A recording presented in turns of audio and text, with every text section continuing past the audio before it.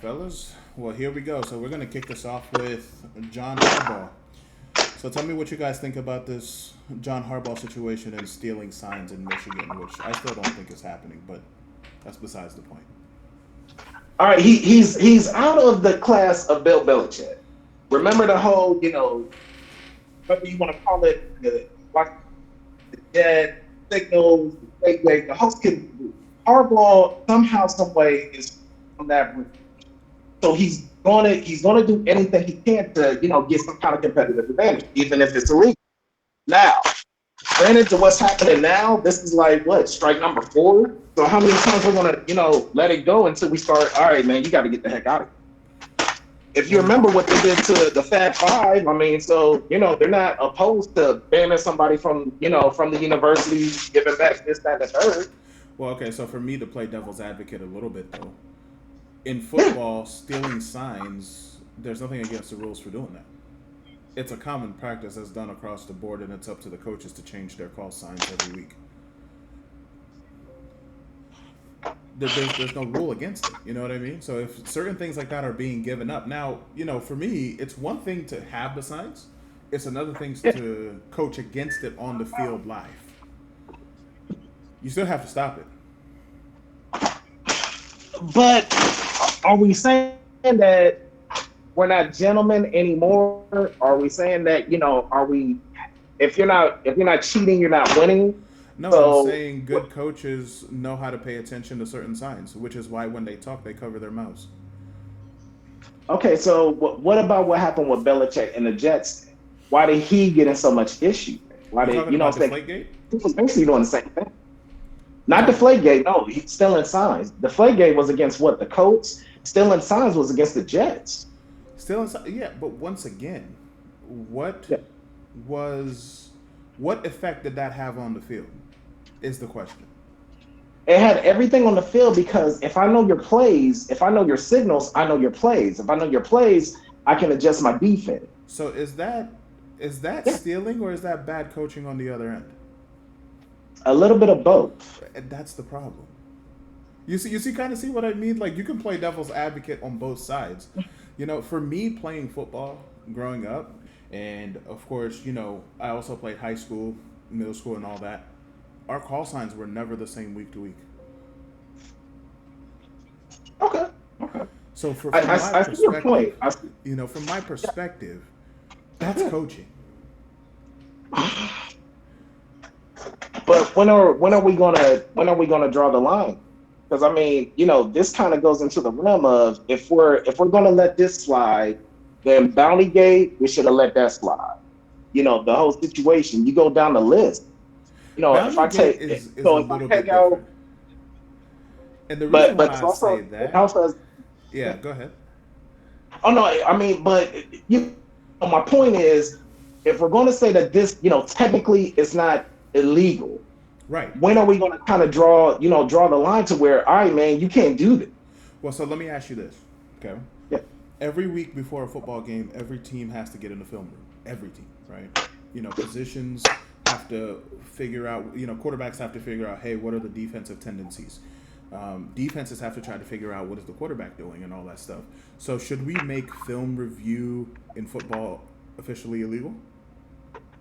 I wouldn't say that, but if I have somebody spying on a live game, or if I have somebody, if I have a spy in your practice, Yeah. and like again, when are we going to kind of draw the line? Because it's just like, okay, technically this is not illegal, but a gentleman's bet is a gentleman's bet. But that's kind of where I'm like, it's like, I agree. okay, that yeah, it's just a situation of, okay, we're going to let this go, but when are we going to kind of draw the line? I 100% agree with you. That's the thing, but that's such a hard question to answer too. It's just how do you control everybody? Because the public is going to come and watch your practices. Yeah, NFL practices, depending on the city, sometimes are held publicly, and you yeah, can't really control who's out there. You can control the press, sure, that's fine because they're identified, but the rest of the public, you don't know if this person works for someone. You don't know if they're behind the scenes or anything like that. So you got a really good question as to how do you control it, you know? absolutely, But that's a absolutely. It's tough just question. and That's a that tough kind of is a question. question within itself. Yeah, absolutely. I mean, Carrie, jump in, man. I don't want to take up the whole podcast. Yeah. I just here's the thing, Connor, what Stallion, like he's been caught like on the sidelines trying to steal signs and been like watching other teams play. I was like, and Jim Harbaugh doesn't know it. Okay, then if he's denied, then who knew about it? Well, I that's the mean, thing. They're not saying anyone knew about it, and they stayed to the same story. yeah, Everyone but I in mean, Michigan stayed on the same story. okay. Here's the thing: if So, everybody's on this, yeah, go ahead. that brings up another controversy, right? So, if Connor Stallion is out there stealing signs, and he comes back to the team, and who's calling plays on the defensive side? Is it Connor Stallion? Was he the defensive coordinator? Because now the question becomes, how effective is it? Because what we've seen is Connor Stallion is now gone. They've had games without Jim Harbaugh on the sideline, and Michigan is still one of the most dominant teams in the country. So But what actually is happening? Is this helping them or not? this is, I But mean, Michigan has a weak schedule. They're ranked number three in the college football playoff. They haven't played anybody. He only been suspended for the first three games. Now the Big Ten is finding them for a sportsmanship policy, which I've sent to you with the whole document of the punishment that Jim Harbaugh is going to be facing under.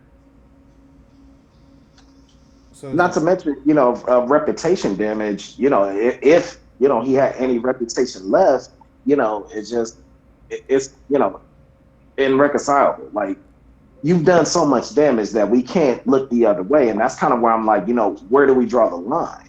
So can we say that, okay, let's say Joey Galloway, Herb Hurstreet, some, Craig Krenzel, Raymond Harris, somebody that's alumni from Ohio State, he just happens to go to a Michigan game. He sees signs and he goes back to, Ryan Day, hey, this situation, this is what I'm saying. Hey, I have this on my iPhone, whatever. This signal when they're doing this, signal when they're doing that. And, technically he's not a coach, but again, it's a sportsmanship situation. see? So I mean, again, where do we That's draw the line? Just so. like, Let me hey, ask you this, what? Lloyd. I want to ask you this, Lloyd. What would you, if you were in control of the rules? What would you do to control this? Film, film, film. If I get you on film and I just happen to recognize some signs from film, okay, that's a part of the game. That's a part of the film study. Right. If I know their tendency is, 3rd and 2, we have a quarterback, sweep, whatever the case may be, then I'm saying that's the situation. That's cool because we've seen that on film. But if we're going to live practices, spring practices, and we just have somebody that's actually recording every single thing, then again, where do we draw the line on sportsmanship? Like the two are mirrored, but it's also totally different because, film study, this is during a live game, but it's a recording. So you know Right. exactly what's going on. If there's a spring practice, then that's a totally different situation. Yeah. So it's like, live versus recording. That's kind of where I'm at. I mean, it's a thin line, don't get me wrong, but there's still a line. Yeah, but Yeah. Connor Sanders is attending all these live events and watching every single thing on like sign, like play calling, and trying to get figure out what they're meaning when they're calling their plays, and they're just using the same signs, and then it's like they're using, hey, they're reporting back to the team, hey, this is what they're using, this is what they're calling. I mean, that last year in the college football semifinals against TCU knew they were stealing their signs, call and and then somehow they just had to beat Michigan's system to run that gauntlet to get in the college football championship. And let me throw kind of another monkey wrench in the wheel here. If you see what I do, during the film study, and Yeah. I change it the next week, that's, okay, everything is fair game because I showed you what I wanted you to see during film because I know that you're filming it. Right. But something live, it's a different situation. And that's kind of where I'm at with it, where, again, that line, we have to, where is the line going to be drawn? That's kind of, where I'm at. Well, Because again, yeah, coaches have scouts that go to games and get as much information as they can. Live scouting. Can you scout the players? When these players come off the bench, who's coming off the bench? Who's the threat? Where's the threat? Do they have linemen that are coming on that are better than the ones on the bench that maybe, I don't know anything about? Maybe we don't see enough film on them. Like, they pay attention to all these things. Let me throw something else out there, though. Let's say that they're actually filming during a closed practice. They just happen to sneak in. Now, granted, we're saying that it's not illegal, but Right. it's gentlemen like I. So it's just like, okay, where are we going?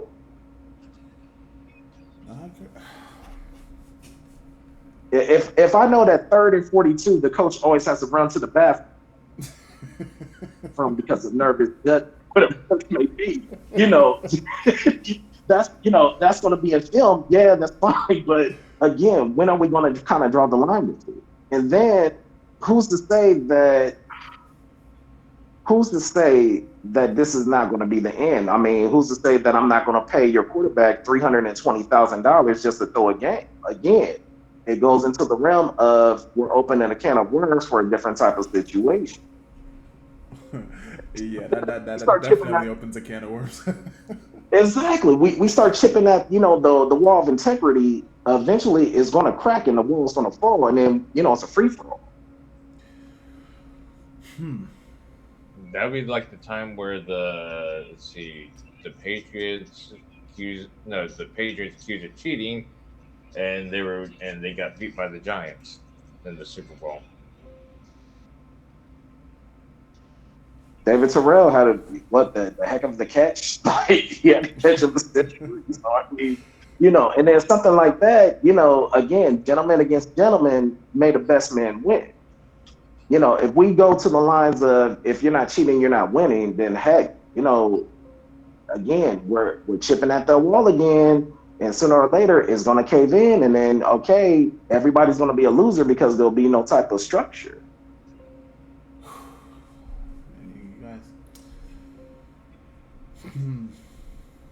Think about this. What would we say? 3 years ago, Minnesota versus Green Bay. Aaron Rodgers had a fractured leg, right? Yeah. I remember at Donica Zoo, after a play, he just stepped on the dude's leg. He stepped on it and leaned in like he was trying to break it. So then you go into the line of, well, we can always put an excuse to say he didn't see Aaron's leg, but we know that Aaron was hurt. So, if I see it there and I just happen to see in a corner of my eye and I just happen to step on it, yeah, it's not illegal, but it's that's the thing. Like, so a bounty gate is definitely, to me, it's different. The reason why is you are intentionally trying to hurt a player to take him out of the game so your team has an advantage. That's like the Minnesota Vikings when they had Brett Favre and when they were playing the New Orleans Saints. That's when they got fined for that one. Yeah, no, I agree. I agree. But for me, the stealing the plays or stealing the play calls, it's still something that has to be done live and effective on the field.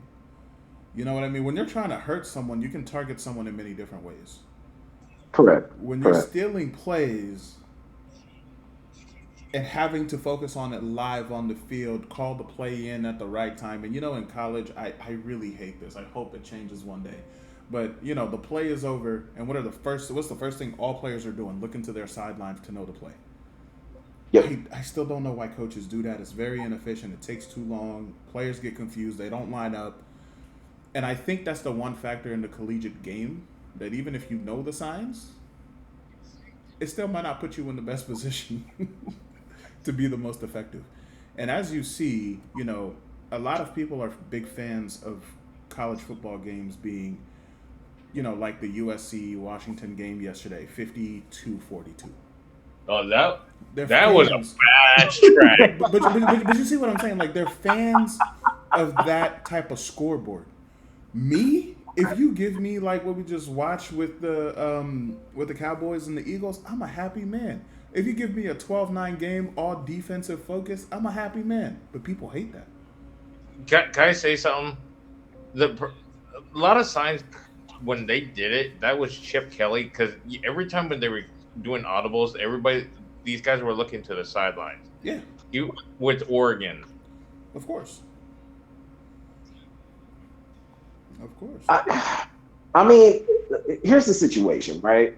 Let's go to the age old saying that defense wins championship and offense puts butts in the seat, right? Right. So it just goes to the line of, so are we saying that quarterback snacks and blitzes, interceptions, just fourth and inches, game saving tackles? Are we saying that that's not exciting anymore? Are we saying Well, that defensive back today, don't need to today, try no. as hard because we want to shoot out every game? No, nope. Today it's not that exciting. I'm gonna tell you why. Because you can't touch a quarterback anymore. You can't hit him low. You can't hit him high. You can't drag him to the ground, which is so interesting because so many quarterbacks end up with hurt shoulders for that very thing happening. You can't touch a quarterback anymore. You really can't. Even if you're tackling him and you end up on top of him, most of the time that's a flag.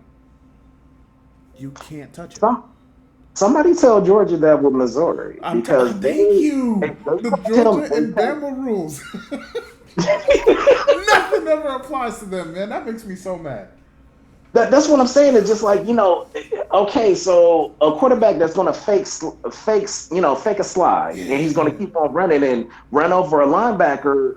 He's what 210, 6'1", 210 against a 245-pound 6'8" monster, Right. and you're faking him out because he knows if he hits you the wrong way, it's going to be a flag. It's gonna So be. I want to use that to my advantage. So I mean, the game has got a lot softer, and when I talk about soft, I mean football and basketball, and to a certain degree, baseball as well. But totally different situations, steroids, all that. But as we make the game softer, we're trying to get more scores up. But that's also hurting the defense, so you won't see a lot of defensive steam. Exactly.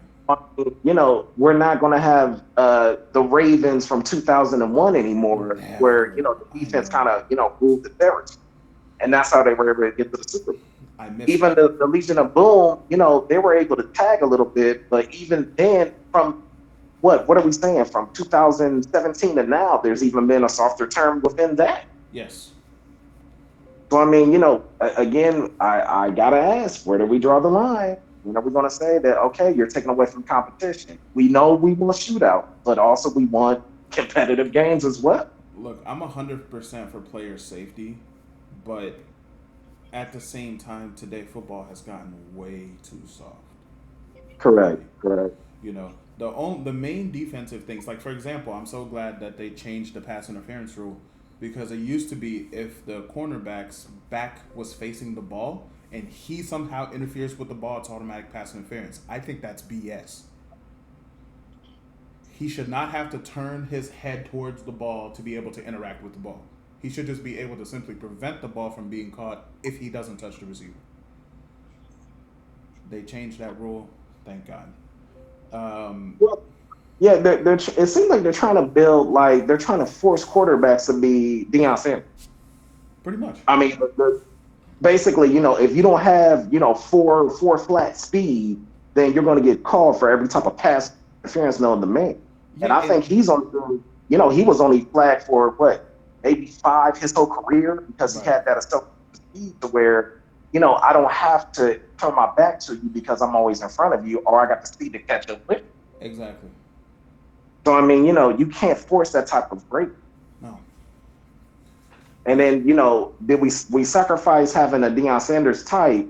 We sacrificed the Ronnie Lott, the Chuck Cecils, the Chandlers. We sacrificed that type of hard-nosed hitting for more finesse, and it's just like it takes away from the game. Don't get me wrong, CTEs are real, but if I know that, hey, this is what I signed up for.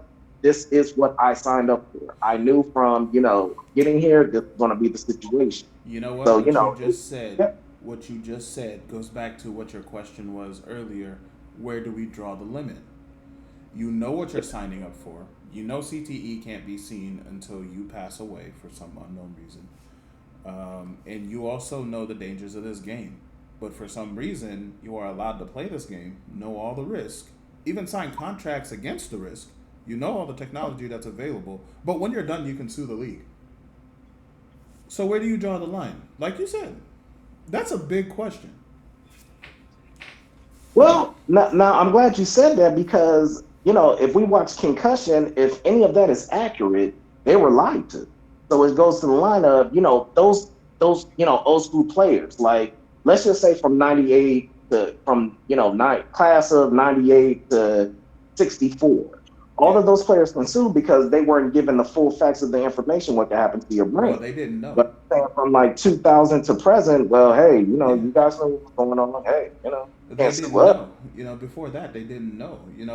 A concussion was just called, you got your bell rung, shake it off and go back in. Exactly. I mean, I've played football, little league, middle school, what have you. Got my Yeah. bell rung a few times as well, but it's just like, okay, give him some minute, put some ice, on it, or put some water on his head. Okay, he's joked back up, get back in there. That's true. You didn't know, That's right. but even if you did, I mean, I can't go, from playing with, I can't go from 49ers playing with the 49ers and that excitement of the game to pumping gas at a gas. That's true. If I knew hey, hey, this is what happened, but my family's in a better position, this, that, and third, yada, yada, yada. I still got millions in the bank, generational wealth, you name it. This is what I got from it. Right. And even, you mentioned Deion Sanders earlier, but look at all the surgeries that he has had after playing the game. Man. All the medical things that he's had to deal with. I mean, it's pretty much like his salary was like, hey, take care of yourself medically later.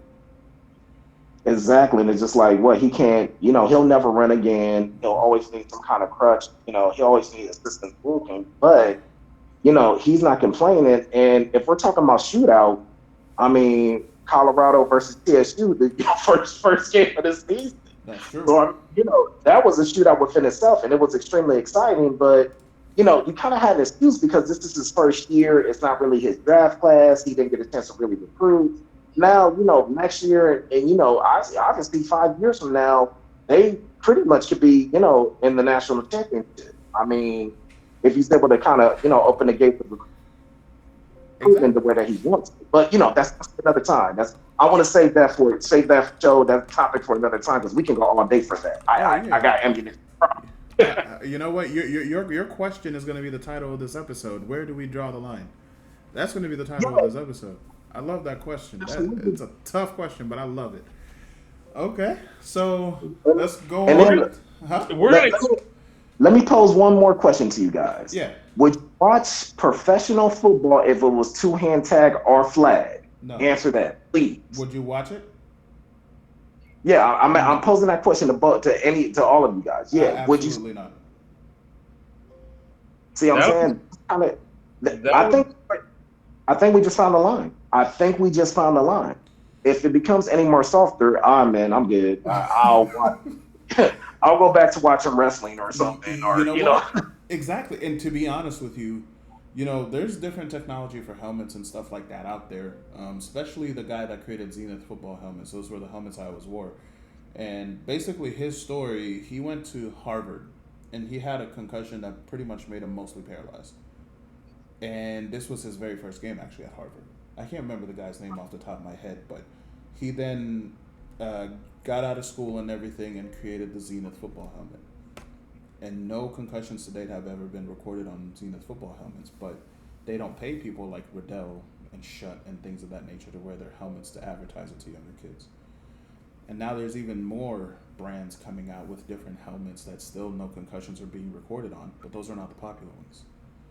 So you'll see players with, Zenith helmets, but there's not many of them. Sadly. Well, let me pose another couple options to you guys as well. Yeah. Hyperbaric chambers and what was it, TB40? TB12? Yeah. So what they're saying is that hyperbaric chambers, they're saying a kind of, I won't say, brought back from the dead, but they're seeing an improvement in, your functions, those who have CTEs, they're saying, hey, if they're doing this for 2 years, they're 2 hours a day, they're in a hyperbaric chamber, a good reputable. Yeah. Then, they're starting to see a little bit of reversals in regards of, effects, motor skills, so on and so forth. I'm not saying that that's going to be the end all be all, but if we're talking about technology, we definitely take a step not only with the helmets, but also the treatment as well. Yes. I use hyperbaric chambers, and having that amount of oxygen, you'd be surprised how much good it can do for you. I love them, and I use them to recover as well after workouts and stuff like that. So my opinion is, if you're working out in any way, shape, or form, I don't care if you're just going to the gym 3 times a week. If you have access to a hyperbaric chamber, use it. Just like if you have access to a sauna, use it. Yep, I say portable saunas as well. I use that as well. Like after a good hard workout, whether it's boxing, whether it's lifting weights, whatever the case may be, you feel sore, inflammation, whatever, you can't really move. Well, get yourself in a portable sauna for, 40 minutes, whatever, and then everything is kind of normal. We're back to our regular scheduled program. Right. I 100% agree. Yep. Use it. Yep. What do you think about that, Kerry? Or if you have an opinion on hyperbaric chambers? Here's the thing: if we're playing tag football, why? Then I mean, the ratings would be poor, just like the Pro Bowl. Yep. Yeah. and if that gives you any hint, how many people stop watching the Pro Bowl? Wait, they don't have the Pro Bowl anymore, do they? Yeah, they still have it. They still have it. They still have it. But you just answered the question. You just answered the question right there. They still have it. Right. It's like a VCR. It's like a VCR Betamax. They still make you. Right. I watch the skills challenges. I love that. But the Pro Bowl, I can honestly tell you the last time I watched the Pro Bowl was probably 2006. And that's I watched it. I happened to that Sean Taylor hit on the kicker. That was one of the ones that actually kind of brought it back. Okay. And then I kind of and I'm with you on the skills challenge, but the games, I can take it or leave it. I mean, it just doesn't have the same luster. Like back when Barry Sanders, Emmitt Smith, Gary Rice, yada yada yada, list goes on. It was a little bit more exciting. But now it just kind of I don't want to hurt you, and I don't want you to hurt me because I don't want to lose out on $30 million on the signing bonus, which I don't blame them because it's the economic of the game. Right. Lord, are you playing football?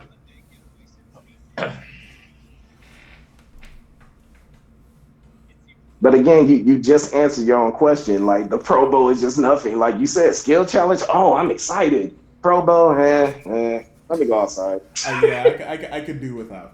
I'm not missing anything. Exactly. For lack of better terms. I'm not missing out on anything. Exactly. Like I said, and heck, what's his name? The quarterback for the Patriots currently, Matt Jones, with him kind of doing the Dougie or making some kind of move, after scoring a touchdown from it. That was the dance was more excited than the touchdown. So exactly. That is so embarrassing. Exactly. I'm just saying. So what? We're gonna have to start, twerking in the end zone to get some ratings back. What's going on? To bring back on the hardball topic, what do you think? What do you think he's going to face suspension wise? Okay. So let me say this. I hope he gets no suspension. Well, that's not going to happen. Well, once again, that's my hope. I hope he gets no suspension. I hope we forget all about this because he's really not the one doing this. Whether it's helping them or not, I don't even know. I think right now Michigan's the best team in the country. Right now. I think they have the best offensive line in the country by far. All 5 of those players will be in the league very soon. If they all decide to come out this year, they're all going to be drafted. They got even 3 or 4 linemen on the bench who swap in and out. Those guys are going to be in the league. So I'm not really worried about Michigan football as a team. Even if Harbaugh gets suspended, I hope he's only suspended for 2 weeks and it comes back for the Ohio State game. That's what I hope. If they decide to suspend him. Outside of that, I hope he gets his contract after this because he's getting lowballed pretty hard. $36 million for 5 years. Yeah, he should have been getting 10, 11 million, 12 million a year at this point for everything that he's done. So, yeah, that's my thought on that. I mean, you do remember. Don't forget that the FBI is breathing down his neck right now. I understand, but I also don't think they're going to do too much to him. I really don't. But that's just my opinion, though. That's not to say that's what's going to happen. That's just what I think. I just don't see it being as big of a deal as people are pointing it out to be. I think people are scared to have a good Michigan team, and I'm not sure why. I think we need a good Michigan team for the Big Ten. Lloyd, I don't know if you heard about. There was a phone call like conference call with the coaches and commissioners and presidents with the Big Ten commissioner, and like all the coaches and Harbaugh was on that call. So after they had that little meeting, like the chancellor or then the president of Michigan, they had to hang up their phones so they can converse and have that conversation. I've heard about the conference call, but I didn't actually, hear it, YouTube, I didn't hear any of it, the audio itself. But I want to pose this question to you, both of you, because you both just said something. I have to play the advocate. When it comes to hardball, again, where do we draw the line? This is not the first infraction. It's not. And it won't So be the last. exactly. So where do we draw the line? Hey, he's going to keep on doing this until we press the line. And what I'm thinking, and I hope this doesn't happen, you're done for the rest of the season and half of next year. We just can't keep doing that. We have to set a precedence to where any coach that thinks, we have to send a message to Nick Saban. We have to send a message to yada, yada, yada. We have to send a message and you're going to be the scapegoat. So, you're done for the rest of the season and you're done for the middle of next season. Now, going to his contract, how many times Ohio State won before these past 2 years? And we're talking about Tressel. We're talking about, the list goes on where it wasn't even really a rivalry because, again, Ohio State was basically owning them for 10 years? Right. And It they was only like one won or the two past losses in two. 20 years. See what I mean? It's just like, okay, it wasn't much of a rivalry. It was Right. just kind of like tradition. Right. But that explains the contract because we're paying you only to win, but we're also paying you to beat Ohio State, not be Ohio State, but own. So if we're going to, judge on the past 2 years, he deserves his money. If Yeah. we're going for the past, 12, 14 years, well, you're better, you're off getting what you got. Right. So I mean, it cuts both ways. Cuts both ways. I agree with you. I agree with you there. I mean, Urban Meyer is not the easiest guy ever to beat when you're coaching against him. So, he went 7-0 against Harbaugh. Or Mm-hmm. against Michigan in general. I don't think it was all Harbaugh. I think he had a couple years that was before Harbaugh. But nonetheless, Harbaugh also has never had a team this good, and he's beaten Ohio State each of the last 2 years, which I think warrants definitely his new contract. And he also, went all the way to the college football playoffs in a game that he had no business losing to TCU. But either way, he got there. And I think this year, they beat Ohio State. That Georgia team has no chance against this team. I just don't see it. You I just Michigan has not played anybody. Let's get that straight right now. Because No, that's why I said they're going to play Penn State next week or the week after. And then they're going to play Ohio State. We're going to know a lot about Michigan very quickly. And it's kind of like those years where Ohio State just had no schedule. But you can't fault the team for not being able to play themselves. So are we trying to say that TCU this year has a harder schedule than Michigan of this year? And then if we're saying that, then TCU's schedule. Let's look at TCU's schedule. So they started out with Colorado.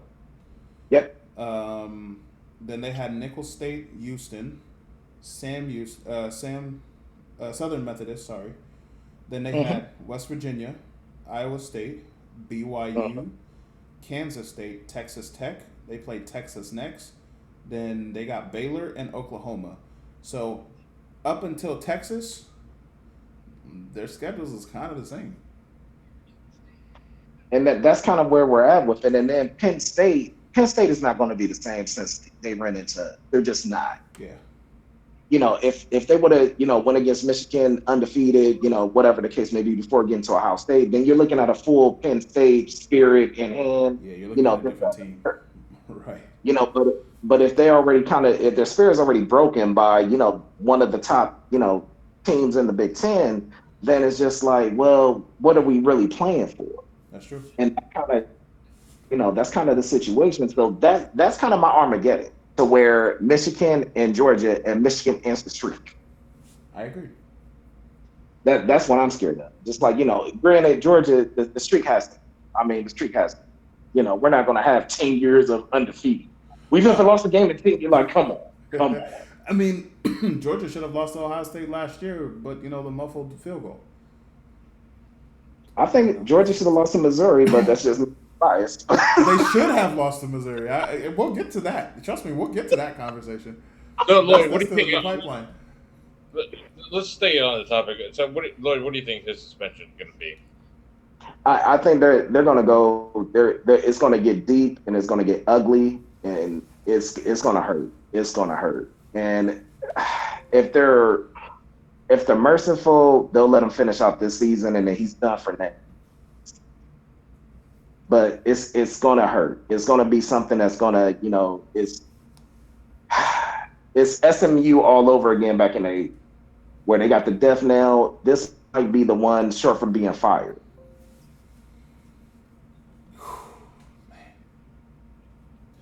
That would be a tough pill to swallow, man. Yeah, don't get me wrong. Don't get me wrong. I'm not agreeing with it. I'm just saying we got to set boundaries. We're going to put Harbaugh in a box. Oh, I respect it. Now, I want to play devil's advocate real quick. Okay, if this was Nick Saban, do you think the punishment would be the same, or what do you think would happen? No. It's a slap on the wrist. Yeah. Oh, this is one of the clapping hands, Nick. Don't you do that again now. Now go to your room. That's it.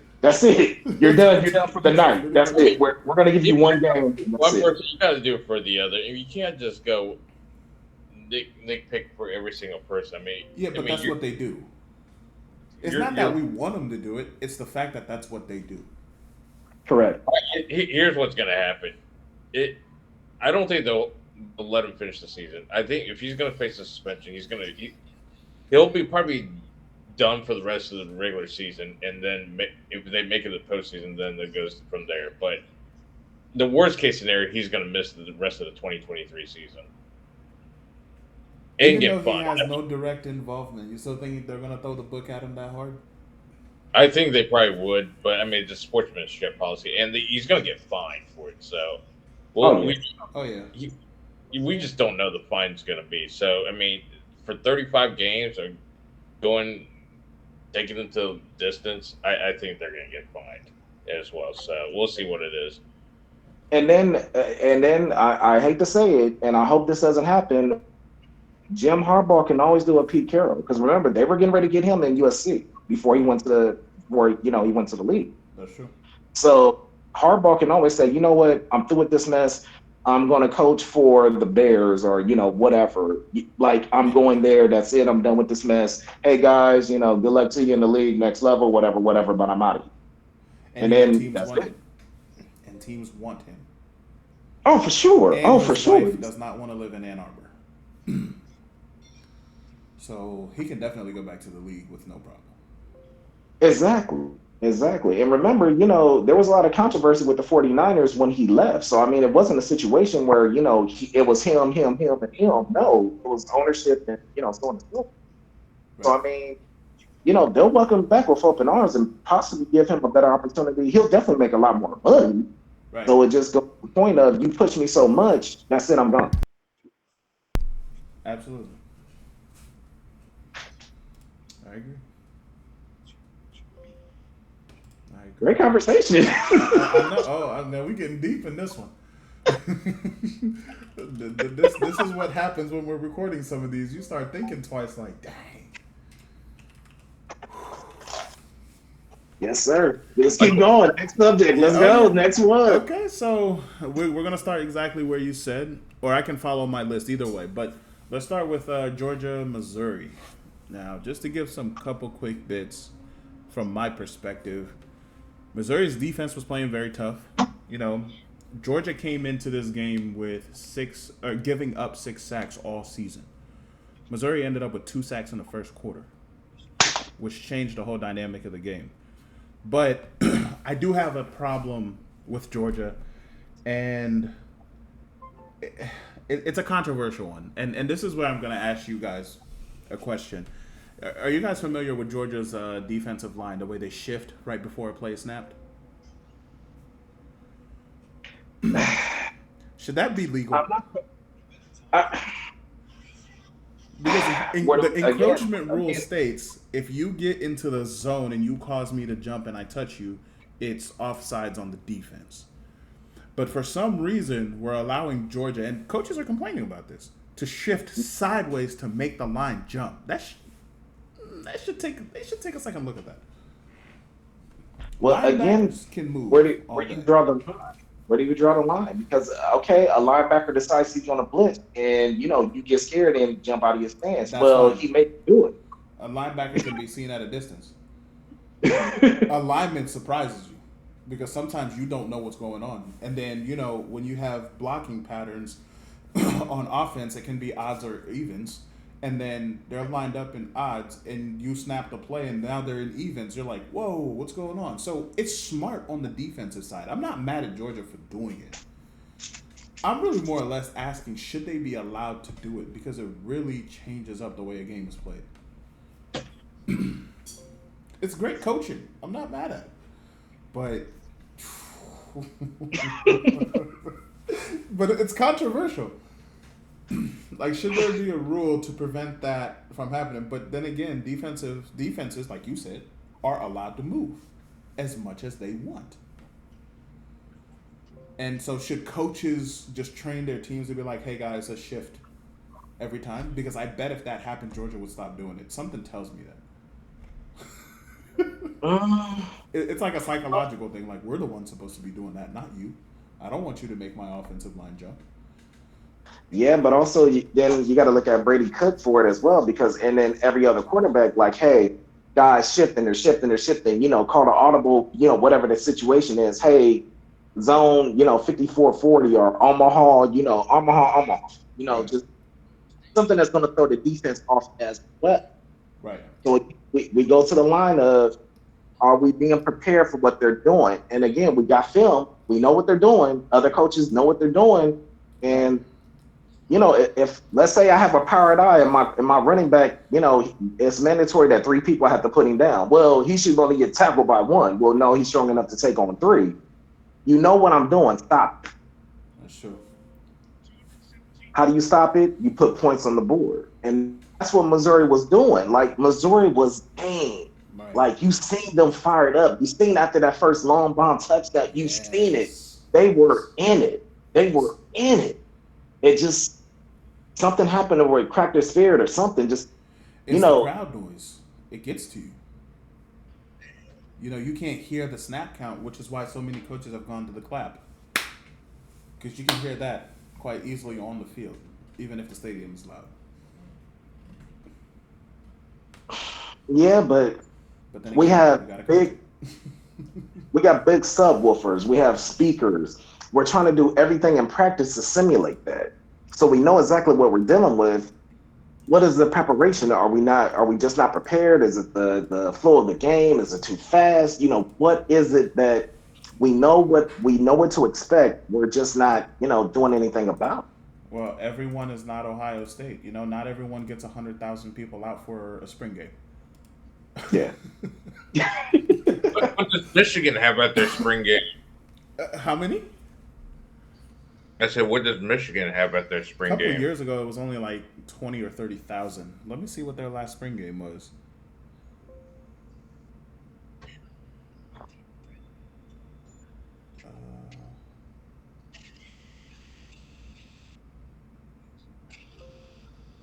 Their spring game attendance for 2023 Ohio State had 75,122. Uh, let's see. For Michigan, I'm not finding a number. It was probably low enough that they don't want to report. Oh, no, here it is. Here it is. 18,750. Hmm. That's my point.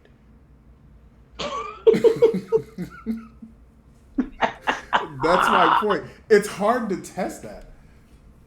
And people will freeze up in front of other people. Players will freeze up. They play differently. Like now I'm being watched. I got to try to be perfect. And they overthink it and they seize up. Yeah, but it's also, but when does revenge kind of really play into it? But this is really you beat the daylights out of me last week, or I lost a close game to you. I lost a close game to you last year. Right. I can't wait to get my hands on you this year. So yeah, I know the crowd's going to be there. Whatever, it doesn't matter. Right. The only thing I'm thinking about is revenge. I'm thinking about payback. I'm thinking about ending the streak. I'm thinking about taking you guys to the wire and then ending. Right. So yeah, we could say that they have better preparation. Georgia is a bigger school. They probably have a little bit more alumni than Missouri. This, that, and the third. But also that needs to be a motivational factor as well. So then in that case, then we're not talking about the players. We're talking about coaches. Right. So it just seemed like, and then you guys kind of answered my question. When it came down to the wire, Missouri just got out coached. Yes. That was just coaching. That was just experience showing itself. Yeah. And then was. so I mean, thank you. You guys just answered my question. I wanted to know what the heck happened. These guys were actually doing well and going down to the wire, and you seen Georgia kind of, okay, these guys came to play. Okay, they came to play. Right. But like you said, it wasn't the players, it's coaching. Yeah, and Also, a lot of players get blamed for some of these games, but people do need to realize these are still college players. They're still students. They're still young. They're kids. They're gonna make mistakes, but the coaches got to put them in the best place to be successful. absolutely. I mean, I'm in 100% agreement with that. Like, there's no debate there. Like, again, coaching is hopefully next year they'll get a little bit more experience and knows exactly what to expect the next time. But I don't know. Time will tell. Right. And around the third quarter of that game, Missouri stopped taking advantage of all their chances. After Milton ran for that touchdown, anyway, that's when it was. But there was a play where Missouri blocked themselves for the most part from letting the play open up. They had two players run into each other. So they literally helped the Georgia defense prevent a first down from happening on that third down play. And then the way the game ended was pretty terrible because Missouri threw two interceptions that had no business being thrown. Yep. One was just absolutely overthrown. The other one was thrown to a lineman where there was no receiver. Again, we go back to the line of coaching. Again, there's a situation of the coach has to be like, look, all chaos is going to break loose. We're going to hang in with these guys, but here's what's going to happen. Third quarter, this is going to happen. Everything's going to go wrong. It's going to be quicksand. I need you guys to go ahead and focus. This is what's going to happen.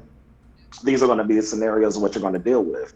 Either we fight back or we lay down. It's going to be a fight or flight type of situation. And unfortunately, the coaches never had that talk or they didn't believe in themselves. I don't know. No, I agree. And Kerry, you have any thoughts on this Georgia Missouri game? You know what? The first half was a tight game. It just when the second half began, Georgia just pulled away. I mean, Missouri didn't had no answer for it. I mean, I didn't watch the game, but I mean, the way that I took a glimpse at it, it just Georgia. I mean, last year they struggled against Missouri. This year they play a close one, and then they just pulled away.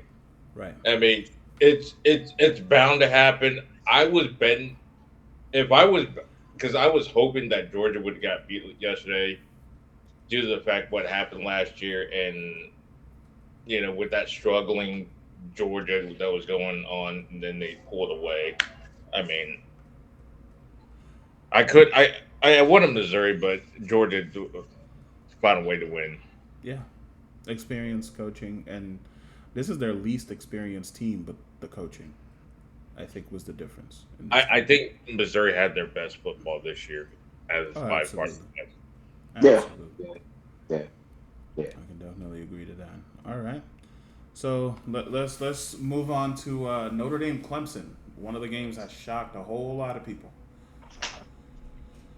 So Notre Dame, I'm kind of confused as to why they struggle, But then again, sometimes I have to remember it's one of the toughest schools in the Power. Well, they're not even Power Five conference, but it's one of the toughest schools to go to academically, and I'm wondering if that's the problem.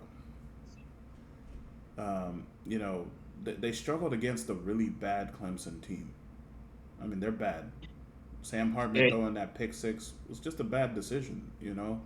So he moves on from that. The offense looked completely off, and they're playing right into Clemson's defense. And after the first, after the first two drives for Notre Dame, Clemson's coaches kind of realized how much Hartman was struggling, and they switched the defense to a 3-3-5 defense because they know Notre Dame wants to throw the ball. But in that 3-3-5 defense, once again, Sam Hartman struggles to the point where the score, I think, was 24-6 at halftime, I think. Mhm. Something like that. And all they did was switch the defense. And he just could no longer read the field. So, but what do you guys think about that game?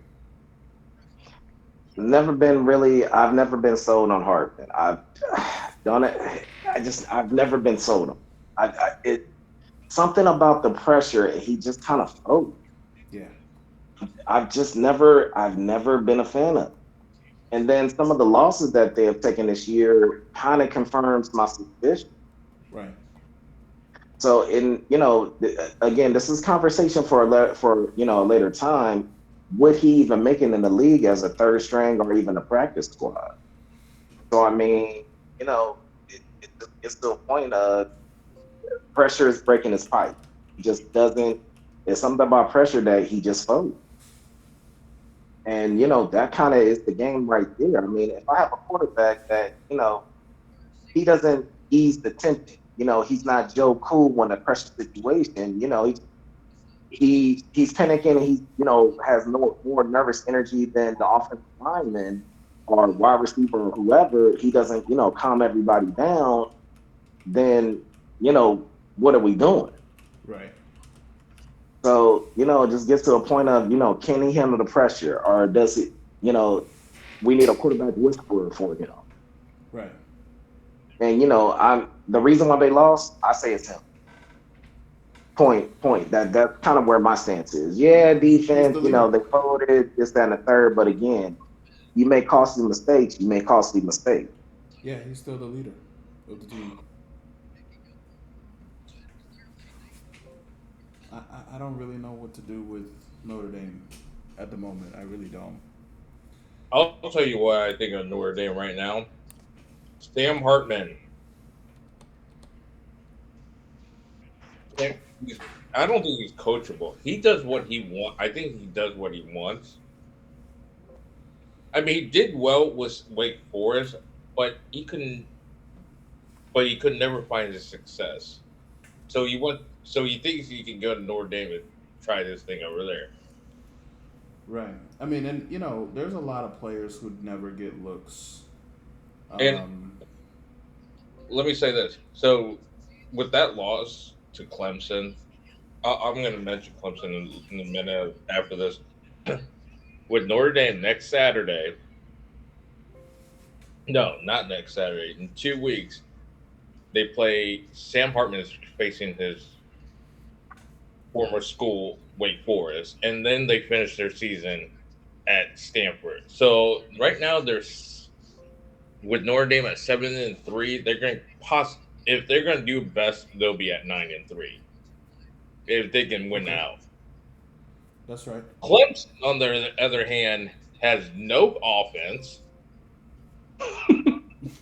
Their That's defense is true. still stout. Like it's like still one of the best.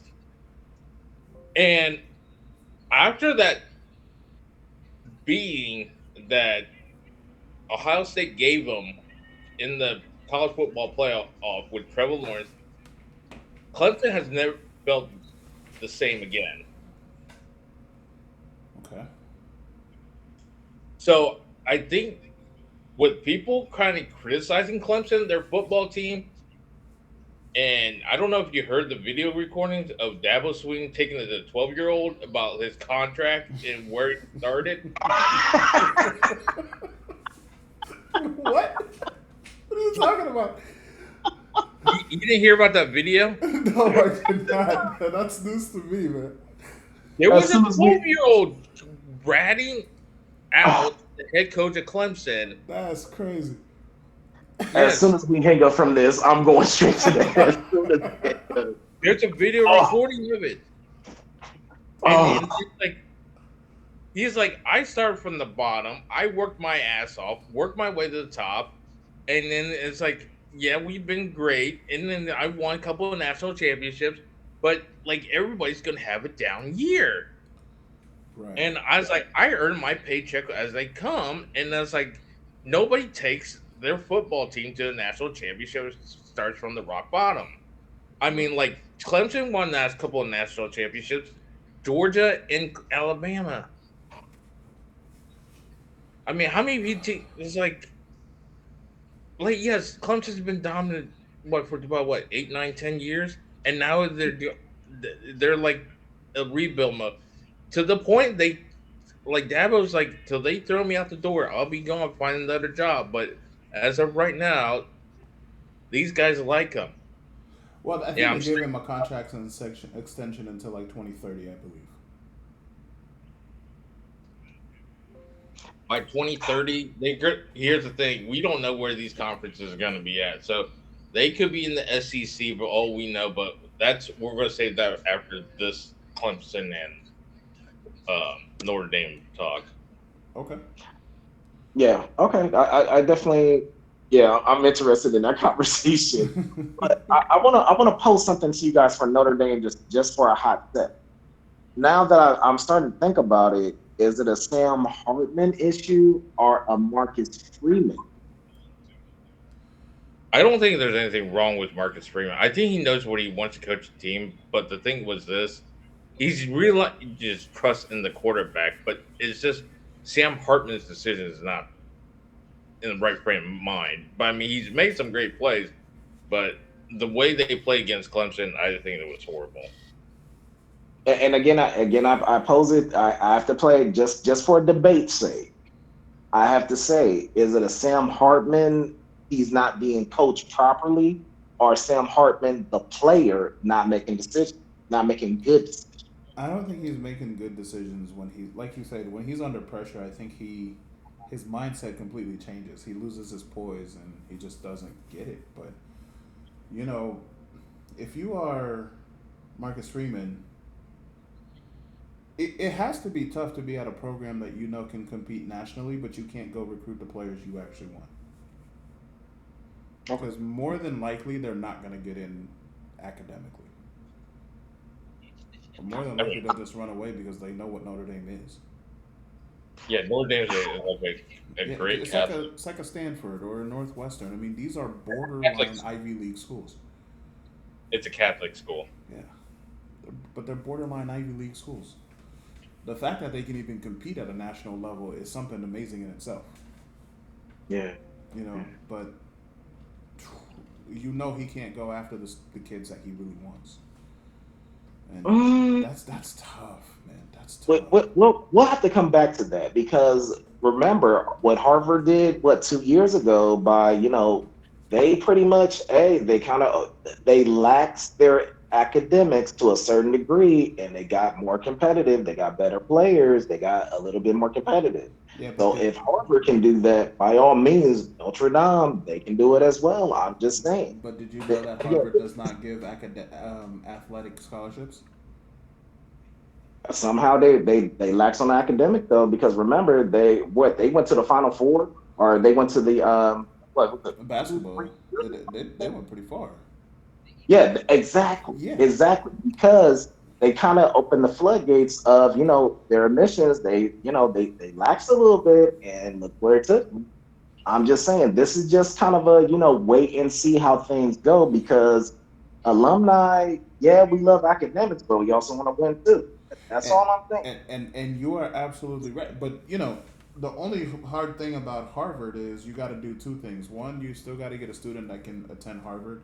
Now there is a secret to Ivy Leagues that I've learned that kind of blows my mind and makes me really pissed off whenever I hear it.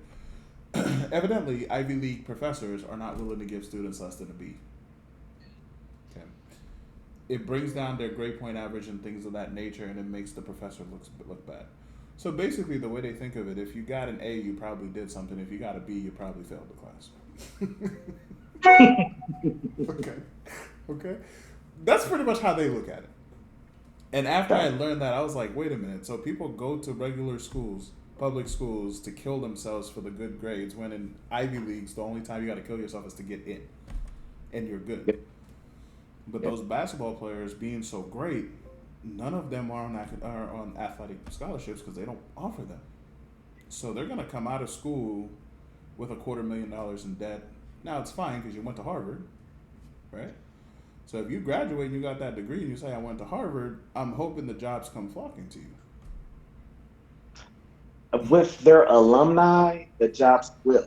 And With that's their what I'm saying. alumni, as long as they are, and we're Right. talking about Harvard, it could be $250,000, right? Yeah, but the first, your first job, you're making, 500,000 just for starters. And that's what I'm saying. Right. We got friends of the program, It's so I still mean, Harvard. yeah, At the exactly. end It's of the still day, Harvard. It's still a strong alumni. Right. I'm not saying that, again, this is just for debate. This is just for debate. Right. I'm saying that, hey, I got a strong enough, alumni. I can call the CEO of, give me the money capital, and they're going to give me the money. So, me paying off my student loans in the first year of employment, hey, that's basically just like a scholarship. Yeah. Yeah. Yeah. Just don't try to be a doctor over there because you're going to come out with $1 million and you're going to be on a whole different world. You're going to be in debt for 20 years, even making that kind of money. Exactly. Yeah. Exactly. No, I agree. Hey, look. Hey, did anybody make a bet on that Michigan Purdue game? No. I don't bet on games at all. I would never bet on that. You know when Michigan was up like 41-6 in that fourth quarter? Okay. So the spread was a 32.5 point spread. Okay. So somehow they produce goes down the. I mean, if you were betting on that game and picking Michigan to win that spread, Purdue runs down the field and is like curses the Michigan Wolverine spread and scores a touchdown. Oh my god. That's one of those bad bets. See that? I mean, Purdue would have had to, every player would have had to have the game of their lives in order just to be competitive. Like, we were all hoping that, it would have been something like 40-20 or 40-28. Right. That's as far as it would have went. But, that's they call it bad beats on ESPN. Look, and trust me, it was a bad beatdown. They're absolutely right on that. But at this point, for Purdue to get competitive, they're gonna have to fork over that money on those NILs. That's it. They got nothing else. They're gonna have to do it. I think they're gonna have to do a little bit more than that. They're gonna have to go get another coach. Yeah, exactly. Well. Exactly. I mean, hey, they're getting a $50 million check from the Big Ten just for being in the Big Ten every year. So money is not the problem. Go get a coach. And just for debate's sake, let's just say Harbaugh decides, you know what, I'm out of Michigan. I want to go to Purdue. Just saying. Crazier things have happened. I will officially call them the spoiler makers. Here's the thing. If Harbaugh does get suspended or whatever repercussions he has, and he's still in the NCAA, that will follow him if he goes to the next coaching job. Of course. Yeah, So I'm just saying that this is just for debate's sake. Crazier things have happened. Crazier things have happened. That's all I'm saying. Where do we draw the line? I'm telling you that. Woo! That's the question. Now that is putting another line in the sand. Right. And then wind's gonna blow over. Oh, there is no line. Oh, okay. I see what happened. That was a good one. Okay. All right. So Just saying. we can move on here to Ohio State Rutgers. Not the most exciting game, but a win. Rutgers' defense is a lot better than I gave them credit for. I didn't know they were the 9th best defense in the country. What do you guys think about that game there? Let me get this one. Carrie, just give me a sec. yeah, right then, buddy. This actually answers our question in regards of coaching signals. Okay. Because if you remember on the sidelines, they have 4 different signal callers, all with different signals at any possible time. Right. So you don't know if this series the signal caller in orange is going to be the one you're going to follow, or the one in blue, or the one in red, or whatever the case may be, or you can switch it. Right. You've just eliminated, even if they get game fit.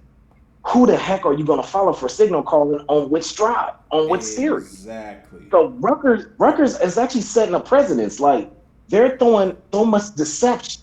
Right. And it's bad. Like, them being competitive for the first 2 quarters is not surprising. Right. Because whatever you watch on film, you don't know. Again, if I have 4 different signal callers, right, we don't know what's going on. We don't know what series, whatever the case may be. So that kind of acts as the situation of, you watching a play caller signals, yada, yada, yada. Right.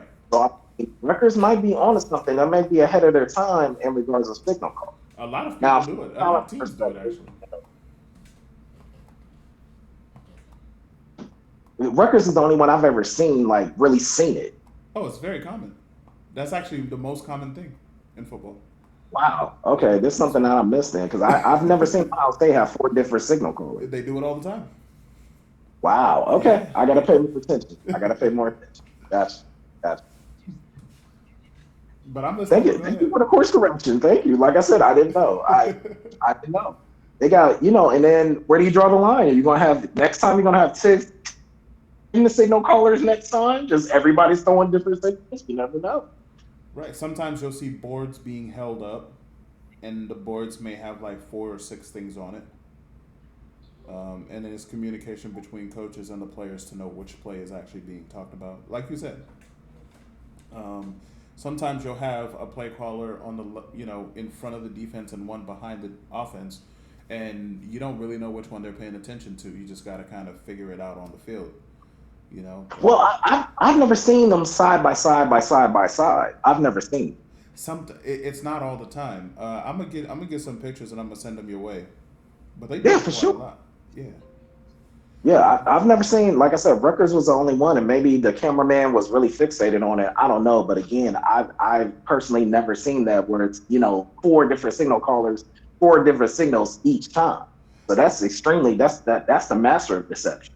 Yes. One of the most popular ones you'll see Ohio State do is they'll use a red and gray Ohio State sign. They'll use a gray and red one, and then they'll use a black, white, and red. Those are some of the most popular ones they use.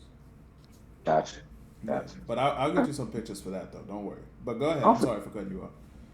Oh, no, you're fine. But that's kind of where I was at with it. Now, in regards of Henderson, just showed he's arrived. He's arrived. If there was any doubt, he's arrived. Like, he took it over. Now, from Marvin Harrison perspective, I think he might have just lost the Heisman.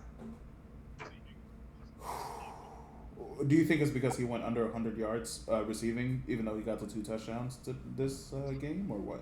Yeah, because, Marvin Harrison, I mean, it was 2 touchdowns, right? But what else did he have an impact? Did he really have an impact in that end of the 3rd quarter, like he normally does? Like, there's been plenty of games, Penn State, for example, where his impact. You felt his impact. I'm not trying to say the 2 touchdowns were meaningless, but just for the fact that you felt his impact the whole entire game. Well, And then Rutgers, he was kind of silent. Rutgers' defensive coordinator has a lot of close ties to New England, and he's very defensive minded. Obviously, Bill Belichick is a defensive minded coach, but what is the Bill Belichick way? Take away your best receiver, beat me with the rest of your team. Mm-hmm. So exactly. Take away Marvin Harrison and let me see what you can do. And obviously, Kyle McCord threw a pick trying to throw to Marvin Harrison. Although that was not Marvin Harrison's fault, it was just a bad throw. Yeah, I mean it took so Marvin Harrison took a step back from the Heisman. Ohio State possibly could have took a step forward against Michigan because they showed you that, hey, you take our weapon away, that's fine. We have other weapons. And then Henderson going, running up and down the field, 100 miles an hour. I mean, hey, now we got a running game. Right. So now this is not Ohio State of 2 years ago, or even Ohio State of last year. True. Because now it looks like a totally different facelift. True. So I mean, again, Heisman possibly not. Michigan, well now we got something to talk. I'm nervous for that game. Oh yeah, you should be. Oh no, I won't be confident at all. No. This is gonna be one of those where you're on the edge of your chair the whole game. But if it's a shootout, I put possibly us by a field goal. If it's a shootout, if it's a shootout, I'll take the Buckeyes because that defense is amazing. But Michigan's offensive line, bro, that's a pro offensive line in college. I mean, that's the problem. That offensive line, they do whatever they want. They line up. You literally know what they're doing. And they're just playing bully football. Stop me if you can. And nobody has been able to answer. Exactly. I mean, you might need to get Chase Young back. Just have to play one more game of eligibility. You're going to need more than that. You're going to need more. I'm telling you. You're going to need Chase Young back. You're going to need the Bosa brothers back. Hey. Guys, we miscalculated. You guys had one more game of eligibility. Want to come back for once? Might as well just bring back AJ Hawk as well. Right. Is he in shape? Call James Laurinaitis. Are they in shape? Hey guys, we check our records. One more game, so save me for Michigan. See you there. Right. Hey. Carpenter. Bobby Carpenter, absolutely. Man. All those guys back in. All of them. I mean, the bottom line is it's going to be one heck of a dogfight. It's going to be one heck of a dogfight. And if it's I'm calling it here first. I'm expecting like a 24-21 type of game. That's what I'm expecting. I want it to be tight, close, in your face, defensive minded game. That's what I want to see, like a 24-21 game. Just a dogfight. Who makes the first mistake? It's 21-28. I have to give it to Michigan. But hold on. Everybody calm down. Hold on. Just give me a second. Let me explain. Hold on. A defensive stand, a defensive type of game, I have to give it to Michigan. An offensive type of game where, let's just say 41-43, I have to go with the Buckeye. If it's a shootout, we got a shot. If it's a shootout. Yeah. But if it's, hard-nosed defense against offense, we just don't, I just don't see it. I just don't see it. I mean, I just don't see it. You would have to have Marvin Harrison touching the ball at least 85% of the time. The other 15 has to go to him. That's all I'm saying. I'm just putting that out there. Triple coverage, how he can get it. The whole team over there, how he can get it. Give him a chance. Just get it in the vicinity, man. Just give him a chance. Again, if this was the Buckeyes of 5 years ago, 6 years ago, then now we're looking at a totally different story. I'm not really worried, not really even concerned, even though it's going to be in Michigan. But Right. again, not really concerned. These past 2 years, yeah. So I don't know. I don't know. Nervous as hell though. Definitely nervous. Period. Nervous. And go ahead, Kerry. I had to say my piece. I mean, I I don't know. I mean, it's just like Ohio State's a second half team. I mean, the first half was kind of like getting the feel of the game. I just wonder when Kyle McCord is going to get ready to explode because I just don't think he has the game that he needs to play. But I just feel like this year is like kind of like a repetitive of the 2002 season. Ooh. Mm. And here's the thing: you got great outsiders, you got an okay quarterback, or you have like all around great players, but they're not playing up the highest potential. And I just feel like there's something missing in the offense, but the offensive alignment is is not as spectacular in keeping the core longer. I just don't know. It's something that we need to see more of, and they better turn up the juice up quick because I mean, because you got Michigan State prime time, and then you got Minnesota probably a noon game, and then you got the big noon kickoff on Fox against Michigan. So I just don't know. I just need to see something more out of this. I'm not totally sold on this yet, but I just need something to see more of it. Marvin Harrison being the Heisman candidate is potentially there. I just it just that he's gonna get more than 14 TDs this year. Right. I see. Um, there's another person. I mean, Jaden Daniels is probably out of the Heisman contention race, but Oh yeah. here's another person. I Are we done talking about the Ohio State record game? Because I want to push it Yeah. over to the. Yeah. You're good. Yeah. So let's just push this over to to convert over to the Washington USC game. Okay. So last night I was sitting watching the primetime college football with Pat McAfee, with Reese Davis and all those guys, and Darius Butler of the New England Patriots.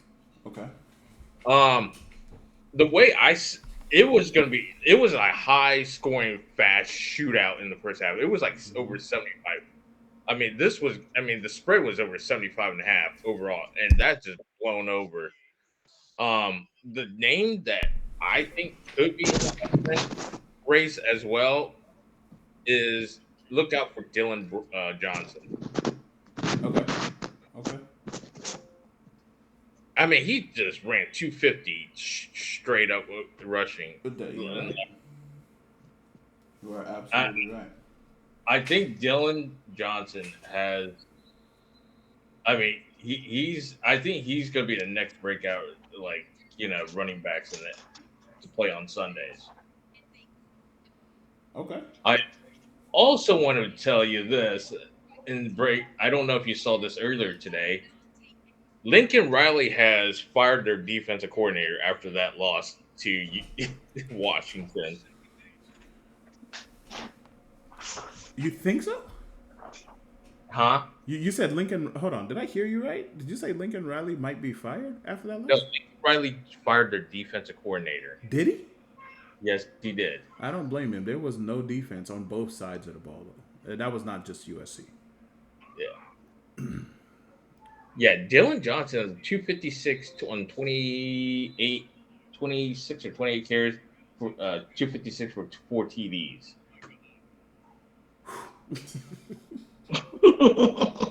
That don't even make sense thinking about it in my head, and I watched the game. 26 carries, 256, 4 TDs.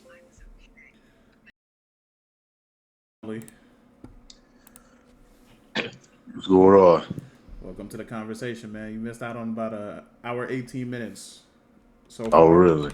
Yeah, but it's been a crazy conversation here. But we're gonna continue on. Carrie's talking about Washington and USC at the current moment. So Carrie, go ahead. So Lincoln Riley has fired their defensive coordinator after that performance they displayed last night in a high-scoring shootout. Dylan Johnson, 26 carries, 256 yards, 4 TDs. A potential I could see a Heisman candidate. Do you think he could get it over Michael Penix, even though they play on the same team? Right. I think a lot of off. I mean, even Michael Penix could be also the Heisman as well, but we'll see how this goes towards the next uh, down the stretch in November. Um, Key note from last night's game. I mean, even though it was a high fast scoring shootout, USC scored zero in the fourth quarter, Right. and Washington put 10. Right. Yeah. I mean, it was a great game. Don't get me wrong, but I mean that it was fumble. it only you only need like one stop, one good or two stops to change that. To That change it. Caleb Williams fumble is what changed the game. Absolutely. They were only down 3 points. All he had to do was take a sack, kick a field goal, and it was a tie game. But he tries to get fancy, sticks his arm out way too far, the ball drops. And that's all Yeah. she wrote. Well, I'll tell you right now. So USC right now out of the top 25 in the AP poll for the first time. Okay. Um, Caleb Williams cannot beat Utah. Okay. And USC's next opponent is Bo Nix Yeah. and the Duck. Yeah, so they're playing to ruin the season for Oregon. So any with the Pac-12 right now, and I mean a fantastic Pac-12, and I don't know what the hell was going on with this. The Pac-12 is putting on a show. They are still no defenses, but they are putting on a show on the last year of their relevance. I'll tell you Existence, I right should now, say. in the Pac-12, Washington early in the season was ranked. Yes. This is the highlights of the Pac-12. Washington State was ranked, dropped a bunch of balls. Okay. Colorado brought in the hype of Deion Sanders Uh-huh. the first 4 or 5 games. Don't know what happened. The Stanford upset over Colorado. Yeah. Yeah, I have a lot to say about that game. Don't bring that one up. Keep going. Utah is just Utah. The Beavers is shocking 2-loss team. Arizona is putting in quite a show. USC was bringing up the hype of who could stop USC. Now we got our answers. And Oregon, Washington is going to meet each other in the Pac-12 championship. So, Lee, what do you think about all this with Washington and USC? Well, well, in terms of who could stop USC, I think everyone's figured that out. Good football teams. That'll be first and foremost. Secondly, Abdel, Spencer Rattler is going to win the Heisman. I just wanted to. I Wow. would officially never But- pay attention to the Heisman Trophy. But seriously, Did you smoke no. too much cocky? You said what? Did you smoke too much cocky? No, I was just joking. Abdel and I, we're very good friends. He knows I troll a lot. So yeah, but no, seriously, USC's kryptonite is just any good football team. That's just been them for quite some time. That'll be first and foremost. Secondly, I don't know what has happened to Caleb Williams as of late. It's as if he's become. I don't want to say he's been a turnover machine, but it's just he's turned the ball over in critical moments of each game as of late. Do you think But he's in getting terms too of, emotional? well, Because he says his I'll put it to emotions you like after the this. games. I'll put it to you like this. People made the comparison between him and Patrick Mahomes. Yes. No, the only reason why that was made is one, they're both light skinned, and number two, at times they both play backyard football. Yeah. But at least Patrick Mahomes is successful with it. Right. But he still does play within the confines of the original playbook. Um, where I'm not saying Caleb doesn't, but in college you can get away with it. Yeah. So maybe it is him trying to do too much because maybe he knows his defense can't stop tap water. Yeah. So maybe that's why he kind of plays the way that he does. I mean, I still think he's going to be the first quarterback taken in a draft, but I think he's fantastic. But one, I never thought he was a Heisman runaway, and number two, I never thought he was going to be the surefire number one overall pick. Now, I think he's going to be drafted number one just because he's a quarterback. But if I'm a franchise in the NFL, probably it's going to come down to the Cardinals and the Bears who have the number one overall pick.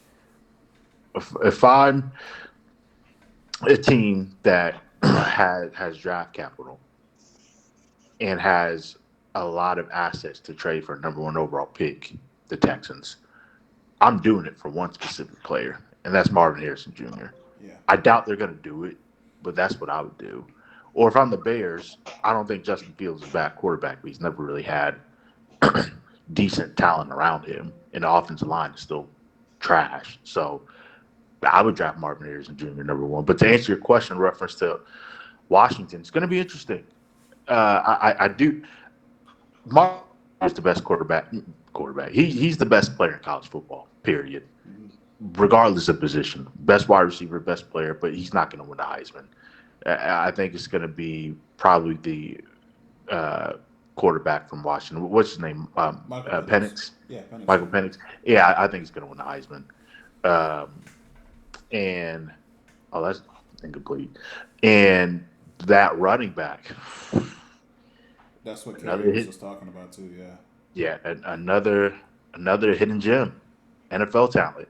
And it's funny because usually these hidden gems blossom late in the year, or they don't get any attention until later in the year. He was probably already this talented to begin with. Right. So it's interesting. Does Washington? They're still undefeated, correct? Yes. Yeah. Okay. So looking at the top four teams, is everyone in agreement that going into next Saturday, the top four teams, barring anything catastrophic, still going to be Georgia, Michigan, Ohio State, and Florida State? Do we all agree on that? Yeah. Yeah. Okay. And obviously Washington is going to be number 5. I'm not saying that this will happen, but I wouldn't sleep on Penn State making things interesting at home against Michigan next Saturday. I'm not saying Penn State will win, but I think they'll make it interesting. Yeah, Big Ten chaos is not complete yet. Yeah, it's not complete.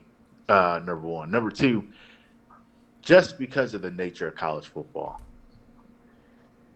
chaos is bound to happen. It hasn't happened yet, but it always does. Now, okay, 99.9% of the time, chaos happens. Last year, unless I'm wrong, I don't think there was any chaos in college football last year. Last year, for me, college football was a dud. Yeah. Because everyone knew the 3 teams that are going to the college football playoff last year. Everyone knew it. Yeah. So this year, with the exception of Georgia, it's really a toss-up for every other team. And the reason why I say that is because I support the Buckeyes. Part of me just feels as if they're going to lose to Michigan. I hope I'm wrong. Mm-hmm. But I don't think Ohio State or Michigan are surefire college football playoff teams. depending on them playing against each other. Number one, and then number two, let's say Florida makes it. I'm not sure Florida. I'm Florida not saying that State, yeah, they're iffy. they're iffy. I'm not saying they don't have a chance, but they're iffy. And then on top of that, let's say they don't get in and Washington gets in. They're iffy as well. Now, granted, I do like their wide receivers, especially Romo Denzi for sure. But the only team that I don't want to say has no questions, but are the least questionable, unfortunately, for the third straight year is Georgia. Right. So really, this year is a toss-up. It's going to be interesting nonetheless. I really hope Ohio State pulls it off, but Yeah, I mean, the way we'll that the see. rankings are laid out, you can don't think of Washington as the fifth team in the rankings. I think of them as the fourth because there's two Big Ten teams in the top four. So only one Big Ten team is going to remain there. Well, yeah, good point. So Good that's point. the thing. So I think of them as the fourth for now. Good point. Now, do you have Michigan beating Penn State Saturday? I do, but once again, this is the Big Ten chaos that I've been talking about for a couple of weeks now. Ohio State playing Penn State, then Penn State playing Michigan, then Ohio State playing Michigan. And then the same thing in the Pac-12 between USC, Washington, and Oregon. They all have to play each other. Oh, that's right. USC and Washington, they have not played each other yet. Right. So USC and Washington played yesterday. Well, yeah, Oregon, yesterday. USC. I meant, who's another team in the Pac-12? Oh, Oregon, USC. Oregon, USC. That's what I was That's the thinking. one that still has to happen. So Oregon still has to survive. They can't lose. Yeah. Right. Yeah, that's right. Because if they lose again, it's a wrap for them. Done. Yeah. Yeah. So I was telling Abdel this earlier today that for some reason, because of chaos, we were talking about Alabama. I said, okay, I forget where Alabama's ranked, but I don't think they're like top 8. Number 8? Okay. Something like that. I was thinking about all these scenarios because if you really think about it, it's a 99.9% chance that this won't happen. But because it's Alabama, I'm holding on to that 1% that it could happen. So basically, here's the scenario. Technically, Alabama, when it comes to the college football playoff, they're not out of it. But here's what has to happen. Georgia has to lose before the SEC title game. Yeah. And then, not only that, Alabama has to win out. And then Alabama has to beat Georgia in the SEC championship game. That's number 1. Right. Number 2, pretty much every team 2 through 7 has to lose twice. And you know what? What's sad is it's actually pretty well set up for that. I know. And if this happens and Alabama is the last team in the college football playoff, that'd be interesting. I will not watch the college football playoff. What do you think about that, Lloyd? What do you think about that happening? Man, Lee, you touched on so much stuff, man. I was trying to be quiet. I was trying to be courteous. I was trying to let it get through. Oh, there's so much that goes in. Damn it. Okay, all right. Starting with the Heisman. Okay. Travis Hunter was a runaway with this before he got hurt. Period. The only reason why I say that is because basically the iron. He was playing iron. Yeah. And he was basically running away with this before he got hurt, which I still believe was a dirty hit, but another time, another day for what's going on with USC.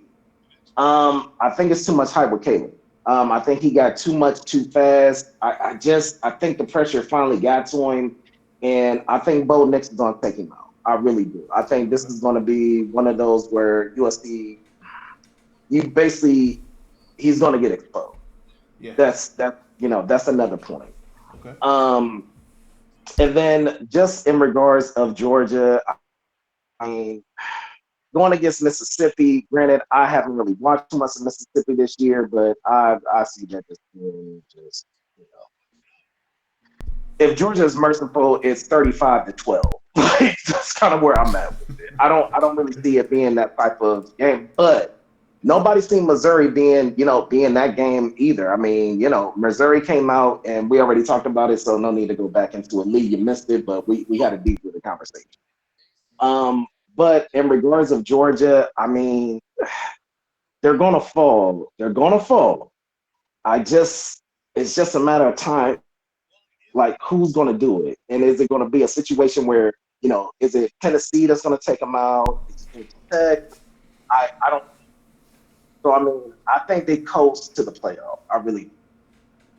In regards of Lee's other point about last year kind of being a dud, it had. Because remember when Ohio State took TCU's spot, and TCU was, there were some dogs there. It just for the fact that Ohio State had more, could we say, prevalent? They were a little bit more, prestige than TCU. Yeah, they're going to make more money in the playoffs. That's what it is. Exactly. That's so last year had to be a dud. We have to make it boring. So, you guys, you ripped up heads off, that year, that situation. We had to make sure the next year was kind of dust so nobody says anything. Otherwise, we're exposed. And, kind of there you have it. But, I hate to say it, but it is going to take it's going to take a school that a quarterback that just has the game of their lives between these next 3 weeks, for Georgia to lose. Because out of the three, Mississippi is the only one that I see that possibly could have been a problem, but I'm not convinced that it is a problem. Yeah. So I mean, it just, I hate to say it, and just I can't even have anything for the sake of debate because again, Georgia's gonna coast. Yeah, I mean, yeah, you're right. I mean, Mississippi. They have a small chance. Small. And so somebody has to have the game of their lives. Yo, I agree. That's why I said Mississippi. They have a small chance. Small chance. Very small. They have a chance. They have a chance, but it's very small. They pretty much have to play perfect. Right. Exactly, and that not trying to say that that's not possible. They might have a perfect game. You never know. I mean, again, I never really followed Mississippi like that, so I can't even name what their quarterback is based in Dark. Mm-hmm. I mean, is he prevalent? Is he really that guy? Can he really be that guy? I mean, from a motivation perspective, anything can happen. Like, anything can happen. But just from we're gonna shock the world. Well, I mean, he's in a perfect position to shock. They're in a perfect position to shock. Will they do it? I doubt it. Yeah, we'll definitely find out. I will say this: Missouri could have won a game yesterday. Yeah, they could. They had a couple opportunities and blew it. We just talked about it, man. We just talked about it. We said, I told you they were game for the first, 3.5 quarters. They were so game. I'm like, oh, they're finally going to put out they came to play. Then, they're a win. It came and then it went. Exactly. Whoop, they're a win. That was the story, yeah. I think same thing with Auburn. I think 2 weeks ago. They had a chance too. Yep. Yeah. Auburn literally, they gassed out in 5 minutes left in the fourth quarter. Yeah, they kept leaving that tight end single covered. They literally right, which made no sense. You guys do not have NFL. Now, if they had NFL corners, then I would say okay, I could live with that. Right. But they had none. No. Speaking of corners, remember when Ohio State used to be DBU? Absolutely. Yeah. I will say this: the defense, because I told you about that defense coordinator last year. Yeah. I will say this: their defense played much better this year. Yes, but you know Why what? why couldn't Buckeyes have this defense when C.J. Stroud was playing? But you see, they're changing everything up. You know, they're not running that really dumb 4-2-5 defense anymore, where the whole middle of the field is Finally, just open. You know, they're actually taking a safety and dropping him down as a linebacker. So now the quarterbacks are going, is that a safety or a linebacker? They don't know. You know, finally. and they're finally waking up and seeing what they were doing wrong. And I kept complaining about it. I'm telling you, I talked to Lee for many hours about this, complaining about the same things, and they finally fixed it. Finally, and I'm not saying they're back to being DBU, but their corners are much better than last year. It's night Yes, and day. but they're just injury prone. Yeah. Like Well, Burke that. keeps getting hurt over and over. I don't know what's going on with him. But it's funny. The defense gets better, but the offense regresses. Well, part of that because C.J. Stroud went to the NFL, Right. especially after what he did today. Good Oh, Lord. yeah. Well, let me throw something out just for debate's sake, though, because up until this point, I mean, Ryan O'Day has been Urban Meyer's draft class and kind of Urban Meyer's name Yeah, yeah, really Yeah, attached to that's the true. program. yeah. That's true. That's So true. he's finally, I would say this is his first true year True. of I'm recruiting. These are my guys. I want. This is what the program I want, and I'm kind of out the shadow of Urban. So I mean, Yep. it cuts both ways, and there's going to be some growing pains. But could they beat Michigan? Absolutely. Yeah. They Could can do that. They Alabama, just got to do uh, it. from a from a coach perspective, and I'm just strictly talking about a coaching perspective. Can Alabama beat Georgia? Absolutely. Do you think that Missouri, if they had Nick Saban for a coach, they would not have folded? Period. Yeah, That would have went yeah, down to the wire because Saban's been there. I've been there and done that. yeah. I've been there and I've done it. Right, There's nothing that I haven't seen that you could throw at me. I've been there and done that. right. He's the Bill Belichick of college football. Yeah, Yeah. Alabama wishes they had a wide receiver in Malik Neighbors or Luther Burden. Oh, good Oh my Lord. God. I mean, 16 pounds. they're still bitter about Hunter. So I mean, that's I mean, yeah, thing. that's true. But Yeah. those two, I think Luther Burden is he a redshirt sophomore? Is he a true sophomore or redshirt sophomore? I got to look at it. I gotta But look it up. I'm not sure. either way, if he's not a first round pick this coming draft, the next draft, if he's eligible next draft, he's definitely going the first round. Yeah, But that kid's good. Malik Neighbors, oh, he's definitely a first round pick. Yeah, Like that's not even up for debate. I think this is a big wide receiver year, though. Oh yeah, I think honestly it could be the best in history in Yeah, NFL history. wide There's receivers. Just because if showing you up. look at it, there's a potential for 8 wide receivers to be drafted in the first round. 8. Right. I mean, we all know Marvin Harrison Jr. is a lock. At worst, he's the number 2 pick. Yeah. Like that is guaranteed. So him, then you have Emeka Buka, who's flying under the radar. You have Keon Coleman from Florida State. You have Rome Odunze from Washington. Malik Neighbors, LSU. The 6th one, the sixth. There's another one. He was just off the top of my head, and I can't think of him all of a sudden. Oh, the 6th receiver, if eligible, Luther Burden. Mm-hmm. The 7th receiver, what's the name of that? Adonai Mitchell from Texas. Yeah. Man, he was balling yesterday. Good Lord. And the 8th receiver, people are saying Troy Franklin, but they're probably saying him because of that Colorado game. But it's that one wide receiver from, I want to say, South Carolina. He's 6'3", legend. Him. 8 wide receivers. They could all be drafted in the first round. It's ridiculous. Mm-hmm. I think that'll be the first time in draft history, if that does happen, that's ever happened. Yeah, you're right. The most ever 6. And the most has been 4? Oh, okay. The most is 6. The most is 6.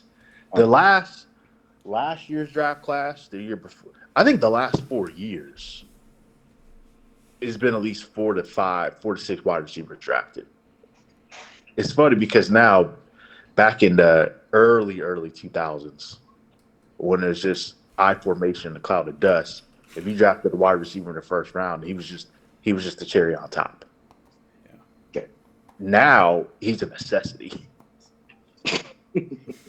Hey, let me cut in for you guys. I'm gonna throw these numbers out, and then I'm gonna throw out some analytics, and I want your opinions on this. Okay. Sure. So according to FanDuel right now, Michael Penix is the favorite to win the Heisman at plus 140. Bo Nix is at plus 200. JJ McCarthy at plus 800. Woo, Jordan Travis at plus 800. that's a jump. Carson Beck at plus 1200. Marvin Harrison Jr. plus 2000. Ollie Gordon II plus 4,000. Jalen Milrow plus 5,000. Dylan Gabriel at plus 10,000. Caleb Williams at plus 12,000. Drake May at plus 12,000. Right now the more than likely the favorite is going to be somebody from the Pac-12 with Penix and Bo Nix. Yeah. I agree with you. For me, because I think, usually with the Heisman, doesn't it usually go to the best player of that particular season? Usually. Yes. I mean, if Sometimes. from an offensive perspective, yeah. From a defensive perspective, it's impact. That's my humble opinion. Yeah. From a defensive perspective, it's impact. Yeah, I'm not disagreeing with you. If it's just because people change the definition in the meaning, in the criteria behind winning the Heisman. If it's just solely off being the best player, like a Devontae Smith and like a few others when they won the Heisman, it would be Marvin Harrison Jr. hands down. Like, it wouldn't even be close. If you consider it on impact and stuff like that and stats, Yeah, the problem is they follow quarterback stats more than anything else. That's the thing. If it's not a quarterback award, it's Marvin Harrison Jr. and it ain't close. Right. But I have a funny feeling somebody from Pac-12 is going to win it. In particular, I think Michael Penix is going to win it. Honestly, Okay. I have to say next. And I'm not even a fan. I'm not even a fan. I'm saying You're saying who? Bo Nix. Bo Nix. Yeah, I'm saying Nix.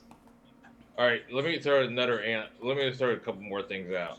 So Ohio State's next game is going to be like two pancake games, and then you got Michigan or potential Iowa for the Big Ten championship. Georgia has that game Saturday night, which game day is going to be at on ESPN against Ole Miss. Oh, Ole Miss! I forgot Ole about Miss that. can score. Yes. So if there's going to be a shot at this, it'll be Ole Miss and Georgia could knock off Georgia.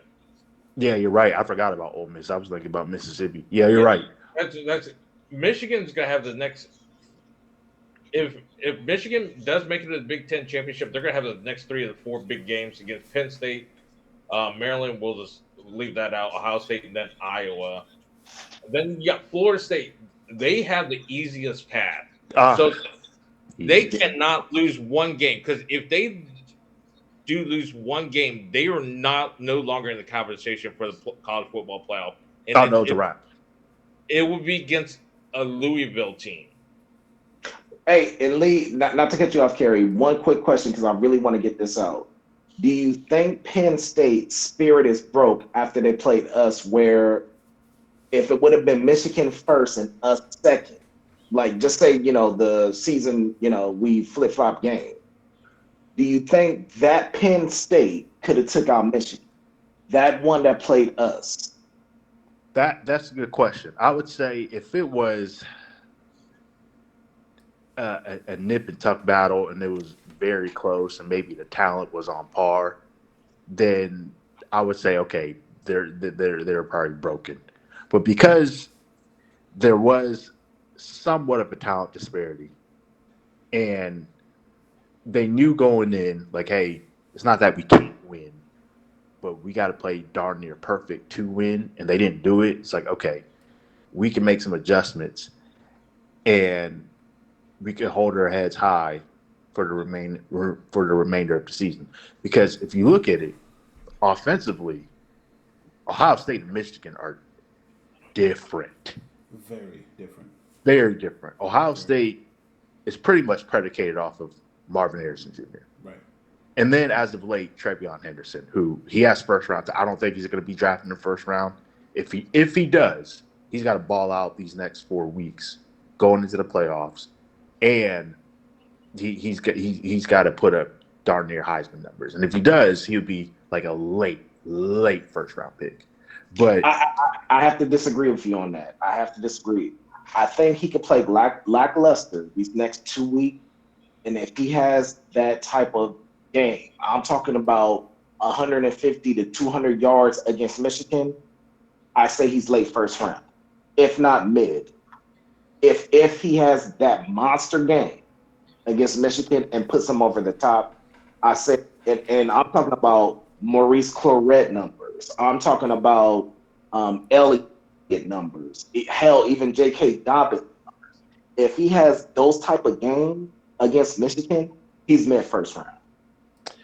I have to disagree with you on that on one standpoint. Only not because he can't do it, because I know he can, but it's only because there's 2 other running backs who have kind of had better year. They've had a better season than him thus far, and I'm not saying they're as talented, but they just been more consistent this year. And I think that really one running back, maybe 2, have been looked at as first round picks this year. Honestly, I only think one running back is going to be drafted in the first round, and I think it's going to be, with the exception of Trevion just balling out the last 4 weeks.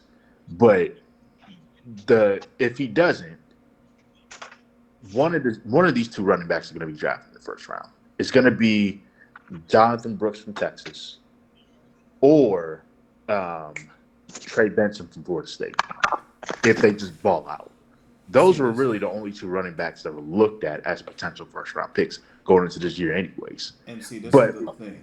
This is kind of where I can throw a wrench into both arguments, okay? The only teams that truly need a running back in the league, if we're being honest, for 2024, we're looking at basically Baltimore, because the running back is always injured, obviously. Yeah. You know, J.K. Baltimore's definitely one of them. Definitely not picking up a running back in the first round. And they won't be nowhere near enough to pick him up high, right? Yeah. Who else are we looking at? We're looking at the Bengals. They may need a running back because they don't know if they're going to sign their running back or not. Oh, Joe Mixon, yeah. Joe Mixon, they don't know if they're going to sign him. And then possibly the Vikings, but everyone knows with the Kirk Cousins situation, they're drafting quarterback. Right, exactly. So the teams that need a running back are not going to be there. Yeah, 2, 3 at the most. Yeah, and that's kind of where I'm running into the problem of finding. Oh, you could add possibly Tennessee, because Derrick Henry's probably going to play 1 or 2 years left, so possibly 3. So and maybe the Chargers. Maybe the Chargers could use a running back, but I don't think that's going to be their first pick. No, I honestly, I think with the Mike Williams situation, they're either going to go wide receiver or tight end. Right. Honestly. But Trevion Henderson, he can be a first round pick. He's got to ball out. But to answer your question about the second part of what I was going to say about Penn State, going up against Michigan, is their wide receivers aren't as big threats. So Penn State, they could probably be a little bit more aggressive on defense. And they won't have to play it safe when it comes to, coverages. So that's why I think it's going to be a bit more tougher, and the game may be even closer when it comes to Penn State, Michigan versus, as opposed to Penn State and Ohio State. And Penn State blitzes more than anyone in the country. All right, let me throw a couple more analytics out right now. Sure. And then I'm going to move into the college football playoff thing. So Washington has the next three of the four toughest games against Utah, Oregon State, and Washington State, their rivalry game. And then Oregon is going to have USC this Saturday, and then Oregon State, and then you got the Washington rematch. Now everybody's like not mentioning about Texas right now, and they're sitting on top of 5-1. I mean 8-1. Because And there's reasons for that. Yeah. right now the Big 12 for a conference champion. Right now, they have nobody left to play out with. No. And Oklahoma because ruined it for Texas. so Texas is going to probably have a shot at playing against Oklahoma State at this point. That's a joke. That's a joke. I would not okay. put Oklahoma State out because the thing is, Oklahoma State is Mike Gundy has put a great. I mean, he always puts a good team together. And then Bama, you know what? The only thing you're going to have to worry about is Hugh Freeze against Auburn right now. So When does? those are Go ahead. I'm sorry.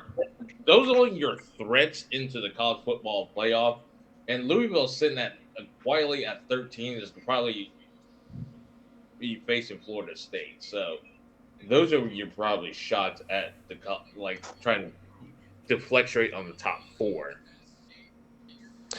But here's the thing. Now, let me throw this out there. If the college football playoff did start, okay, and there's only one team that did lose, which is Oklahoma, that's been thrown out. So here's your top four teams, okay? If we got into the 12-team playoff, if it sits right now. So your top four, 1 versus 4, 2 versus 3 matchup, they get the first round buys. It would be Ohio State is a 1, Georgia would be at 2, Florida State would be a 3, and Washington would be at 4. Your 5-12 matchups would be Michigan versus Tulane. Exactly. Just disgusting. Okay. A free win is what you said. Okay. I mean, because you have to get a non-power 5 to be Right. 12 seed. Right. And Air Force lost. So Right. it's not them. Well, I mean, Tulane has a higher seed because at 24 and Air Force is at 25. Abdel, didn't we talk about this 2 weeks ago? Yes, we did. First ever national championship game, Tulane versus Air Force. I will not ever watch college football ever again. I will not watch college football ever again. Oh my It will God. be the lowest televised national championship in history. They deserve to lose $1 billion if that happens. Wait, can we go back to the Harvard years when they played the national championship? Oh, Anyways, let me continue on. So the Hold on. Let's just stick with that. I just want to add one more comment. let me finish this. Let me finish the ranking. Wait, no. Then we can move on. One second. Just let me throw this out. I promise I'll let you get to it. That would just be alumni watching it. That's it. Okay, I'm done. Go ahead. I just want to get that out. Okay, so the winner of that 5-12 will face Ohio State. Okay, so the 6-11 matchup would be Oregon versus Louisville. The 7-10 match would be Texas and Penn State, and the 8-9 would be Bama and Ole Miss. Bama, If Ole we Miss get that would be an 12-team interesting playoff game. start right now, I think that will be the setup for it. Adele, you've been a proponent for at least a 12-team playoff for years. You're glad that this is the last year's 14 You don't even understand. Glad doesn't begin to describe it. So what do they do next year? Is it 8 teams next year? No. So they skipped the 8 12. teams. That's been canceled. They're going Oh, straight so to it's 12. 12. Yeah, going straight to 12. Oh, it's going to be interesting. So now, having one loss is not going to end your season. No, not anymore. That man, I know these coaches in college football are going to be happy next year. Here's the thing. It's not like a matter of one loss not getting in the college playoff. It's a matter of fact if you want the first round bye at that point. See, that can be a gift and a curse, though. That's the problem. I mean, do you really want a first round bye, then try to go undefeated, and then just cruise your So way to the I'm gonna in the play devil's national? advocate, Kerry, and I'm gonna answer your question, right? Between conference championships and the playoffs, teams are sitting 4 weeks, 5 weeks. So if you're sitting 4 weeks and now you're asking me to sit a whole nother week, I don't know if that's a benefit to me or not. Yeah, I see what you're saying. In one instance, it will help. It will help in terms of players recovering from injury and getting rest. Right. But in the other instance, it will hurt because of You're rust. sitting. Yeah, you're just sitting. So I see what you're saying. So there's pros and cons to having That the extra the, the, week. the top two seeds. Yeah. And let me throw something out there as well. It's going to be a different type of rust because from college to the pros, like them having buys compared to college kids having buys. Because Right. they're the body and everything is in the flow of let's go, let's go, let's go, and then you Exactly. kind of down. It's just like it's like a transmission. Like it can't if it slows down and it speeds up, the car eventually is gonna it's not gonna go much further. Right. Yeah. So I just Now, Lloyd, from just the to tell injury, you, just to yeah. tell you up front, because I know this is my first time talking with you. I'm a really big proponent for a 32 team playoff, and there's a reason for it. I know Oh a my lot of God. people hate it. Chaos. You One is want chaos. chaos. That's the only reason why you want Okay, it. so one is definitely That's the only reason why chaos. you want Okay, it. It's because of but the chaos. main reason why I want that is to get rid of the rust. It's only 5 extra games for whoever wins the championship. You cut out the 4 weeks that these teams are sitting, all these schools. And number three, you make the top 25 relevant. So top Oh, Okay, speaking of 25 scheduling. plus 7. And Speaking of speaking of scheduling becomes scheduling. relevant. yeah.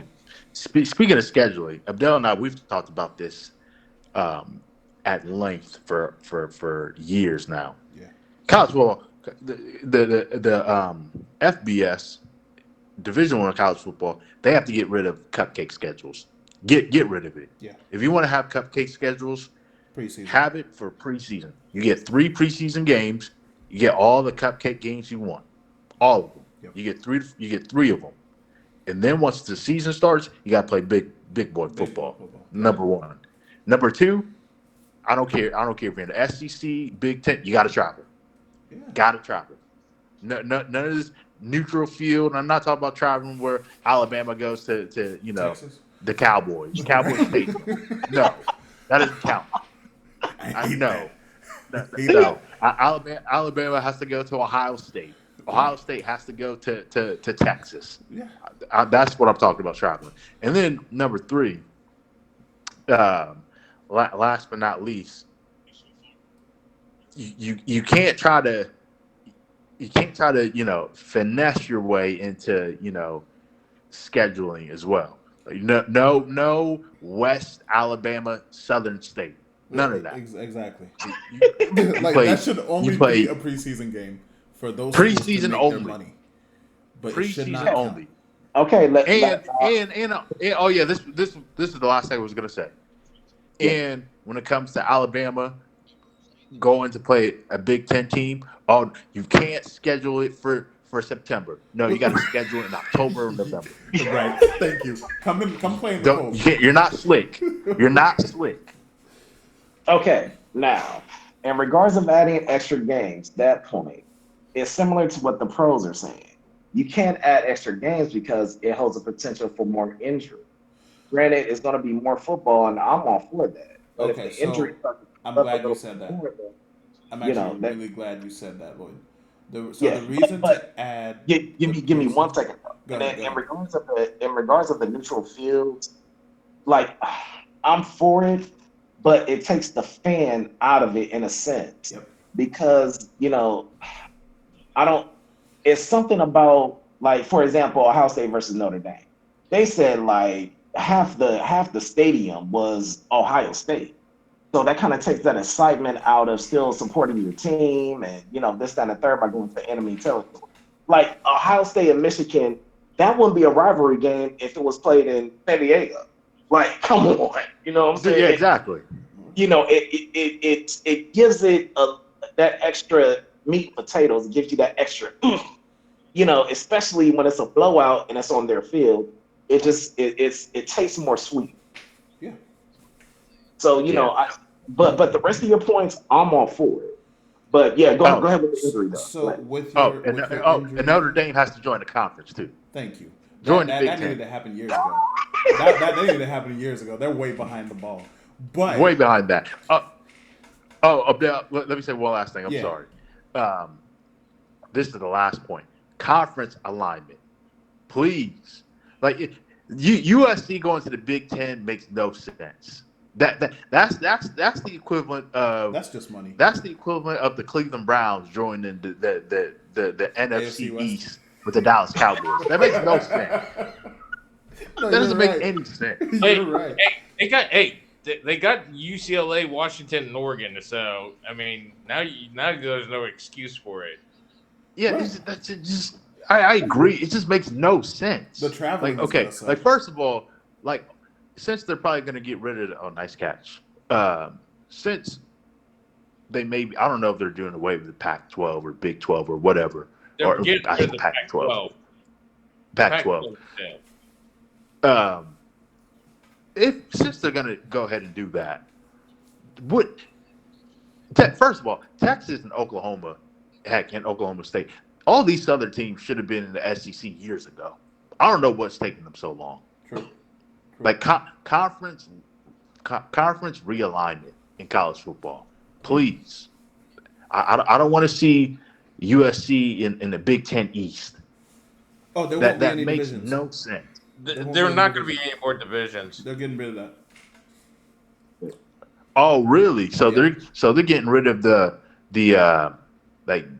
Big Ten East, Big Ten West. They're getting rid of that. Yeah. So yes. In the old way it was legends and leaders. They got rid of that for the East and West, and now they're getting rid of East and West. So it's just top to bottom. Oh, so it's just going to be Big Ten. Big Ten. Yep. Okay. That's it. Let me throw one more thing out before we go talk about more conference realignment.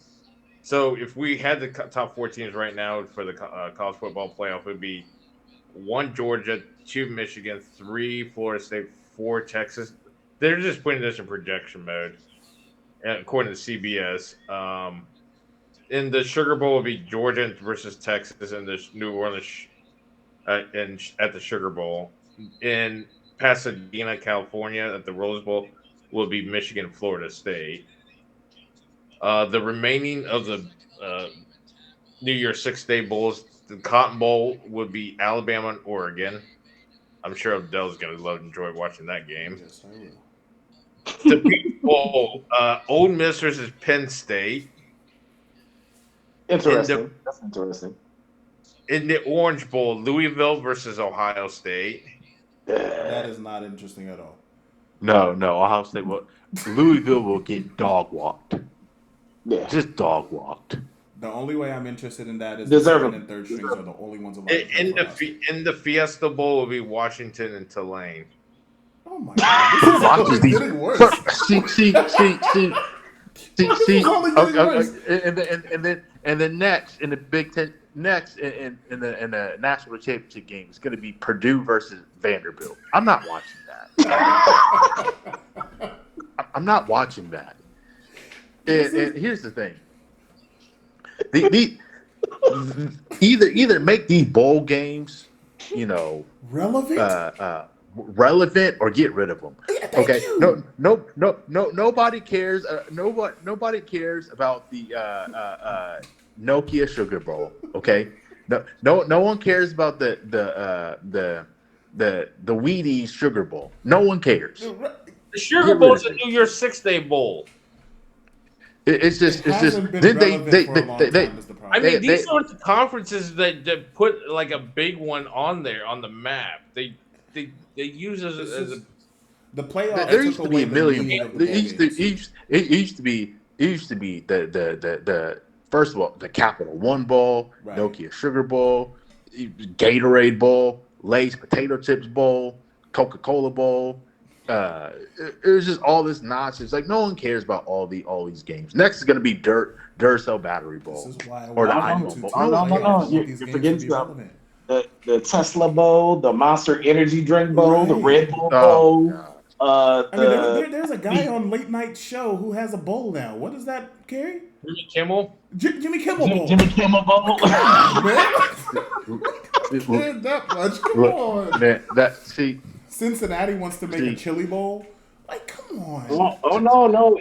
We're forgetting social media. YouTube bowl, the IG bowl, Facebook bowl.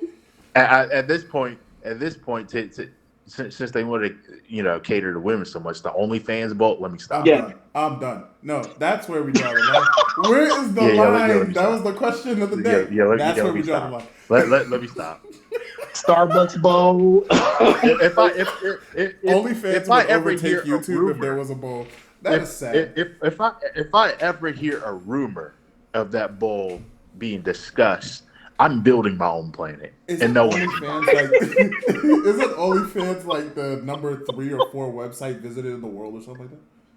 I don't know, but Jesus is coming back. That happens. Jesus is coming back the day. Jesus is coming back the day it happens. Oh, I don't care. You guys want to talk about boxing now? I know we only got one topic on it. Yes, and I'm going to get right to that actually.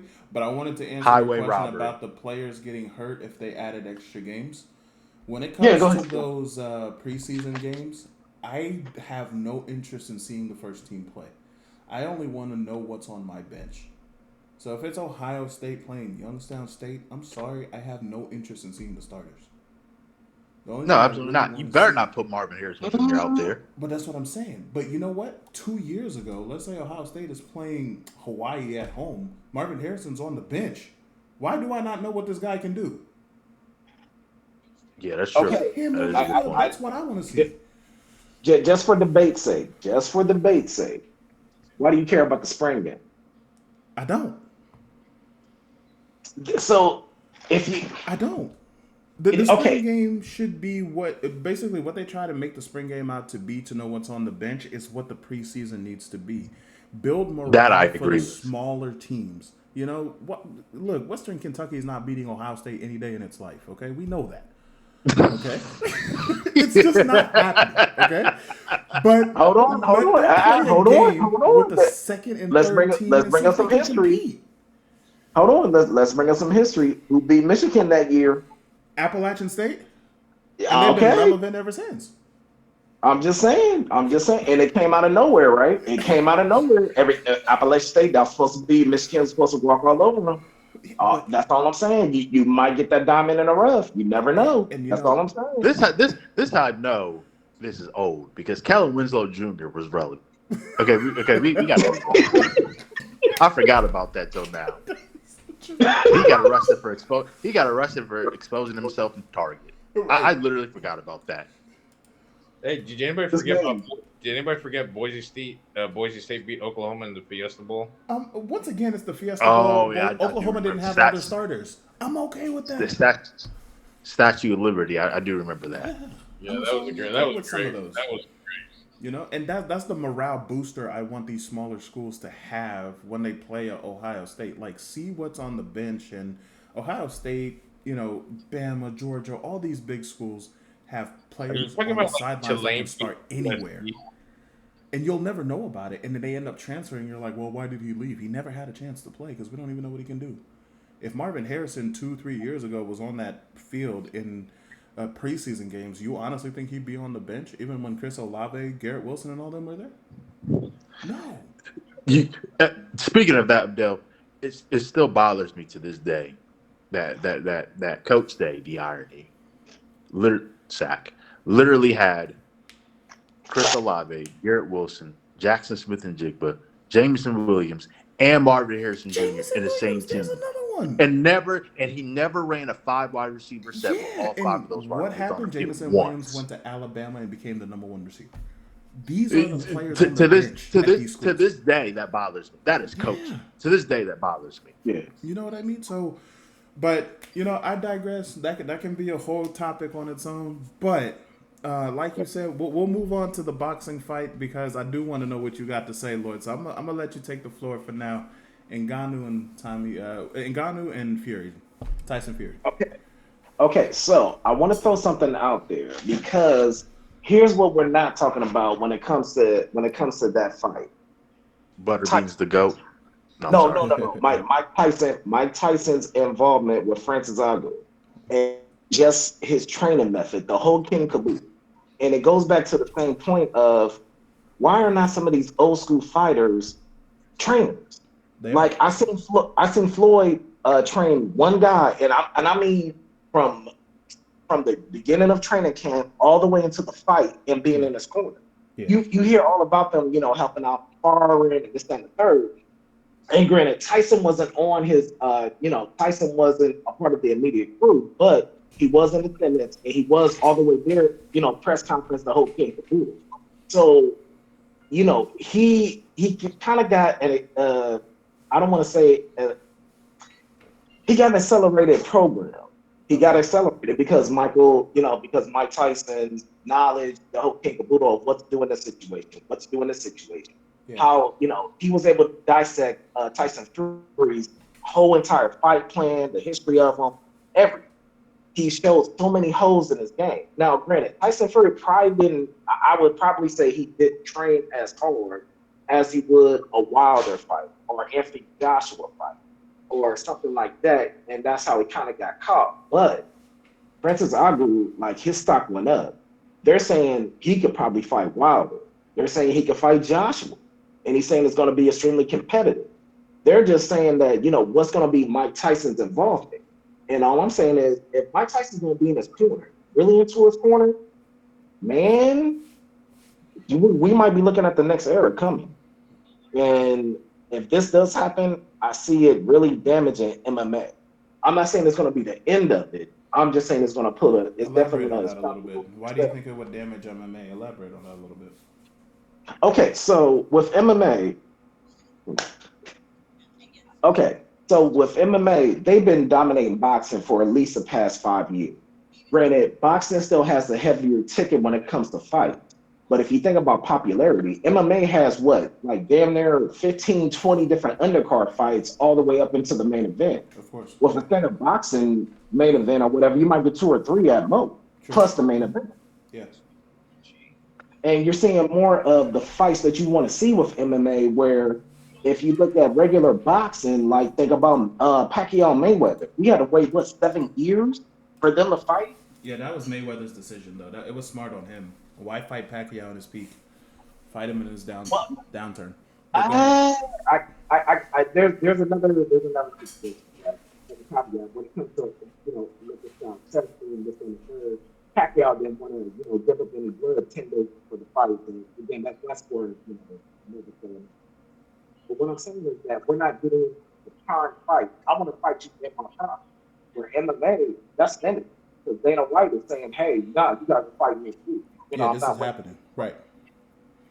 So, versus, look, we've been waiting for Wilder and Joshua to fight for at least the past 5 years.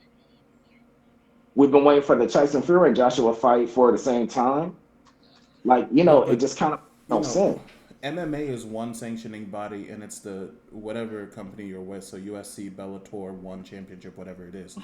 Whereas boxing, it's 4 sanctioning bodies. So what is it? WBA, IBO, IBF, and WBO? There's 4 of them. Yep. Oh, is it the WBC? WBC. WBC, Yeah. WBO, IBA, and IBF, I think is what it is.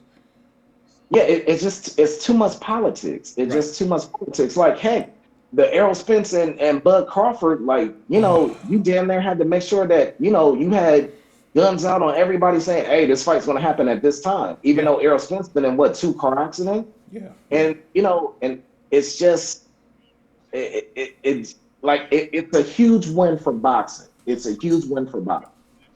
And just for the fact that Ngannou was able to, his mental acceleration, just because of Tyson's presence and just, he was training him, he was showing what to look for. And you look at his performance, he got robbed, no doubt about it. Definitely. But I see why they had to rob him, because it's just like, well, this guy can, beat Tyson Fury and then go back to MMA and never come back again. Exactly.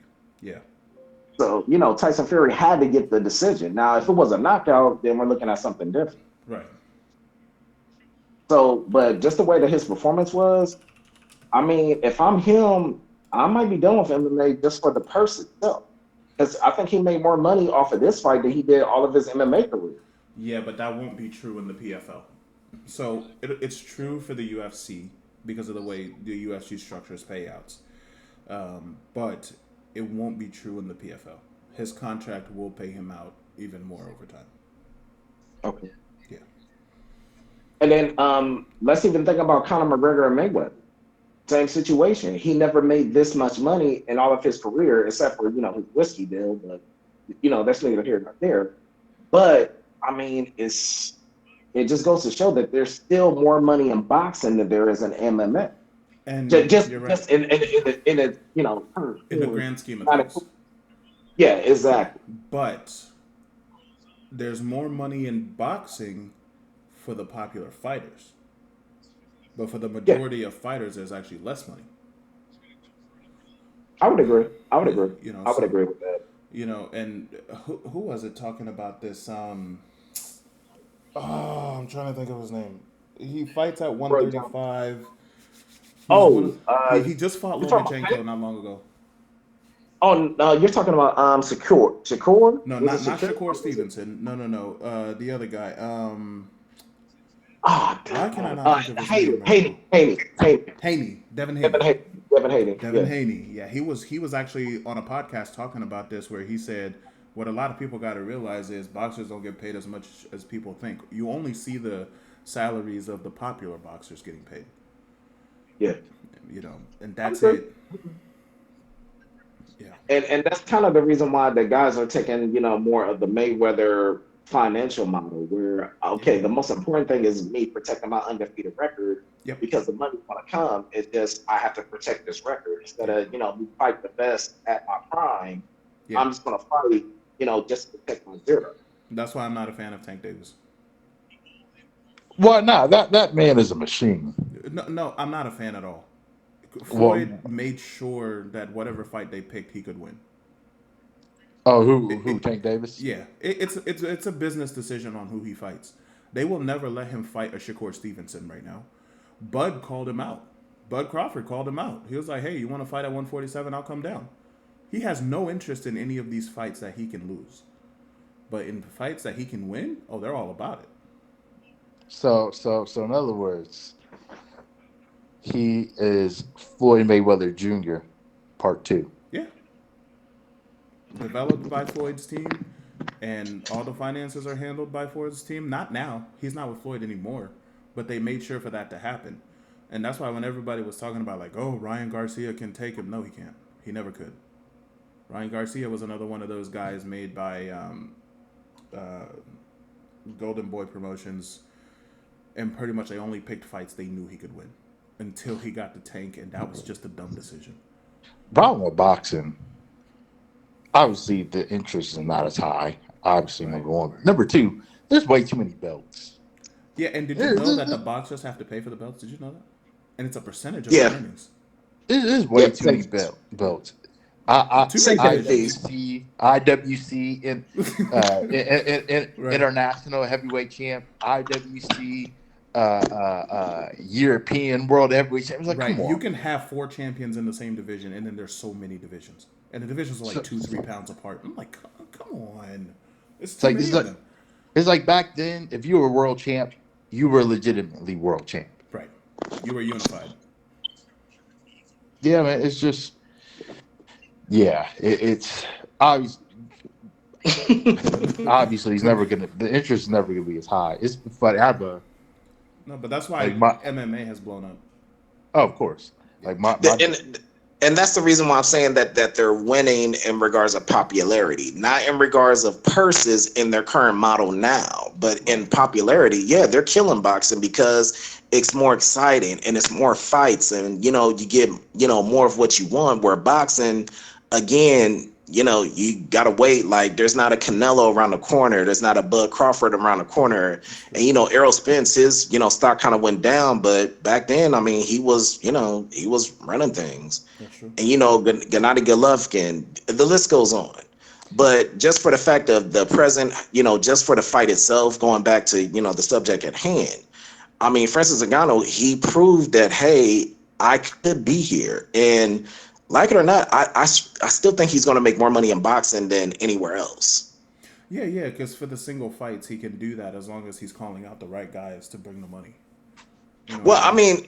mean, the reason why he's kind of hesitant on boxing because Mike Tyson has endeavors. He got his cartoon, he's got his podcast, he's got his weed company, he's got so many things in the mix. It's just like, hey, I trained you just for this fight, but I might not be available for your career going forward, Right. or he might be, and then we'll see where things go.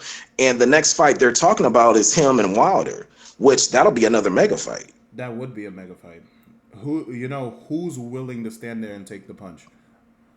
I don't know. Because Francis definitely has the bigger punch, but Wilder can put you out too. But Yeah, the problem Wilder, is, he's got that nuclear punch. Like he's got that nuclear right hand, and anything can happen. but we've never seen Francis get shook in a fight. We've seen him get hit many times, many times. We've never seen him startled after he gets hit or anything. We've seen him gas out, but that's just fatigue. I know we're talking about boxing, but you guys are going to laugh at this stat. This is a football stat. So it says, I'm looking at this right now and blown away. It says Kenny Pickett has played 21 career games. He has 13 touchdowns. QB Stroud played 8 career games and has 14 touchdowns. That's bad. Wow. I just saw this now. I actually thought somebody was trolling when they made this post. I found out, no, that's actually true. That is sad. Hey, Kerry, you want to add on anything onto this, man? I don't watch boxing, but I was going to ask you: is Logan Paul is a boxer? He can fight. He's not really a boxer, but he can fight. He's kind of a jack of all. He's in WWE. He's podcasting. He's boxing. So more of a renaissance man in a sense. Yeah. Well, He's an entertainer. That's what I call him. I'll say this. As an entertainer, last night he was in Saudi Arabia. He took out Rey Mysterio for the United States Championship. Of course. I'll say this. He better not ever challenge Tank Davis to a one-on-one match. That would be brutal. I don't know how. Tank would have to gain a lot of weight. How long. I just don't know how long Logan Paul's going to hold that United States Championship. Probably not long. See, WWE is not one of my things, but Lloyd, to answer your question about that Ngannou Fury fight, Francis definitely won that fight. Politics is definitely the reason why he lost. Highway robbery. Yeah, highway robbery. He was absolutely robbed. Oh, speed of boxing. The judge that gave him a 96-93 to Fury should be put in prison. Of course. Oh, speaking of boxing, I have a quick boxing story. My dad's friend, he's like an uncle, but he's more of a family friend. We all have those. Back when boxing was like huge in the 80s. Yeah. He said he made one mistake. One. And to this day, he's not paid for a boxing match to this day. Wow. He said it's all thanks to Mike Tyson. But it was well, no, not that one. But this is in the 80s in Mike Tyson's prime. I forgot who Mike Tyson went up against. But he had this. Oh no, before that, he had this big old fight party. Him and all his friends. They had prepared the entire day for this fight, and I don't know if it was Trevor Murdoch or Leon Spinks. I forget who it was, but the fight lasted one round, and it was over in less than a minute. Yeah. And that was Spinks. He tried. I think he called the cable company because he wanted a refund. He wanted his money back. And they said, "Yeah, there's nothing we can do for you, sir." To this day, he's not ordered a fight. To this day, he refuses. All because of Mike Tyson. You know what? I'm not even mad at him for that. I'm not. I would tell him I respect it. Yeah, you got to put some respect on that. But if it's the one or less than one round, that was Spinks. He got him out in, I think, 15, 30 seconds. I think it was that. Yeah, in a way, I kind of feel bad for him, but at the same time, it's like you knew this is what comes to the territory when ordering a Mike Tyson fight in his prime. Yeah, you knew what would happen. Yeah. So in a way, I kind of feel bad for him, but at the same time, it's like, sir, you kind of knew, but I didn't know. I somewhat knew, but boxing was huge in the 80s. Yeah, absolutely. Especially the heavyweight division. Huge. Right. But you have so many great fighters, though. So many. I like seeing some of these MMA guys going over to boxing, but I would really like for some of these boxing guys to dabble in MMA. No, you wouldn't. James Toney for 300, Alex. And if you want to look up that, he fought Randy Couture, and that was a 20-second massacre. Oh, of course. It was quick, and I do mean quick. Well, Randy Couture was one of the best in history of MMA. No, this was past Randy Couture's prime. This was past. He was a senior citizen basically, and just decided to come out for this fight, and it was a Mike Tyson fight back in the 80s. See, a boxer going to MMA is the equivalent of me trying to fight John Bone Jones. That's just no. Just no. I'm not trying to fight John. So what does that make you think of when Tyson Fury was sitting there talking trash to Ngannou and telling him, "Hey, I'm gonna beat you in the boxing ring, then I can beat you in the cage." Clearly, I mean, he's an entertainer. I mean, he's gonna entertain, but will he ever actually do it? No. Heck, Floyd Mayweather was talking about the same thing with Conor McGregor, and we all knew that was that was smoke. Conor would turn that into a 30-second fight. That would not be a fair fight for Floyd. Exactly. It wouldn't be it wouldn't be fair. It'd be over. It wouldn't be unless Conor McGregor really wanted to like do some damage to this guy and keep him around and just make him feel a punishment for being there. Yeah. Exactly. That's the only way that it's going to go even a somewhat of a distance. Right. So, it's not, it's not even feasible. It just doesn't make any sense. But, if, like I said, if Ngannou decides he wants to stay in it, he's going to get paid because it's Fury, it's Wilder, then it's Joshua. Yeah. And after that, you're $25, maybe $45 million a fight after that, if not more. Right. So, I mean, it's feasible. And then let's just say Tank Davis decides that, you know what, the heck with boxing, I want to go to MMA. He's not going to be good in MMA either. Exactly. I don't even want to see him fight in MMA because, I've heard Sean O'Malley talking about, I want to fight Tank Davis. I'm like, Sean, you would murder this kid. It's just not a good fight for either one of them. I don't know what would happen in boxing, but in MMA, Sean O'Malley would destroy Tank Davis. And they're both 135-pound guys. Yep. But he would absolutely eat him alive. Oh my goodness, another turnover. Hey, can we finally have this discussion? I know we're talking about boxing. Can we finally start talking about Josh Allen now? Josh who? Yeah, I'm sitting here watching the game. Time out. Josh who? Josh Allen. Can Josh we please Allen? talk about? What is going Can we on please with talk Josh about Allen? Josh Allen? What don't I know?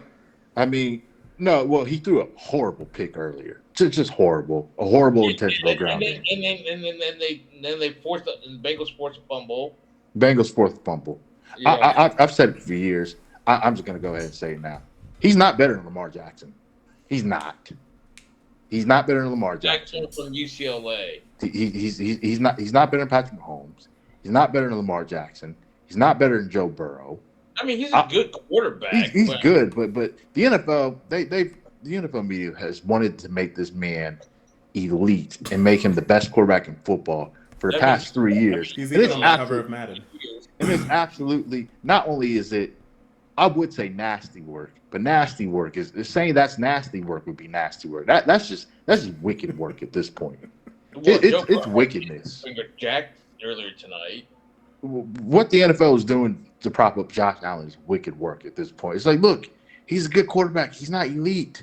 He's just not.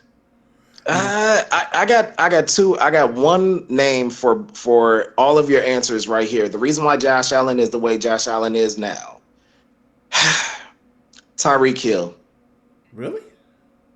The only reason why I say that is Josh Allen was in his prime. He was elite during that game until 30 seconds left in that game, and Mahomes and Tyreek Hill went on a mission that ended that ended Josh Allen. That ended him.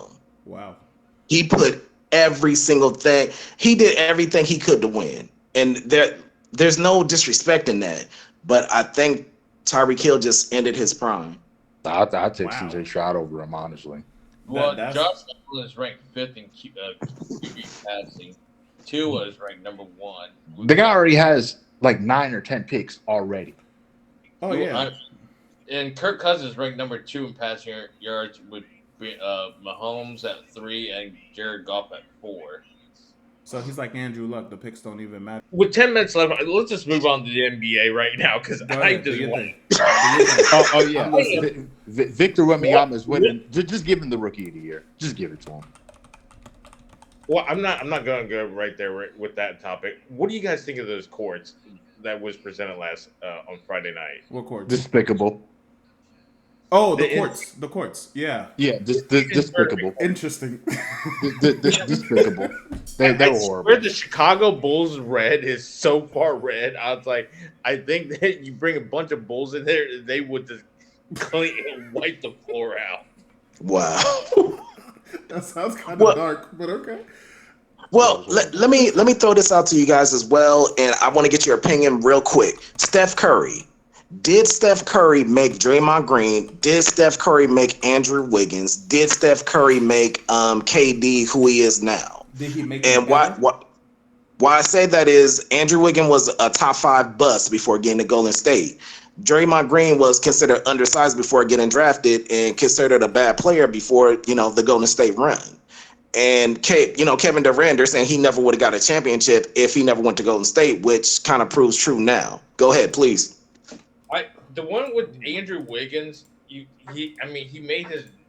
I mean, even with that bringing Kevin Love to the Cavs and for Andrew Wiggins, I mean, Andrew Wiggins was we all knew what he was gonna do in Minnesota, but then it needed time to develop, and then after that, another trade through with D'Angelo Russell bringing Andrew Wiggins in.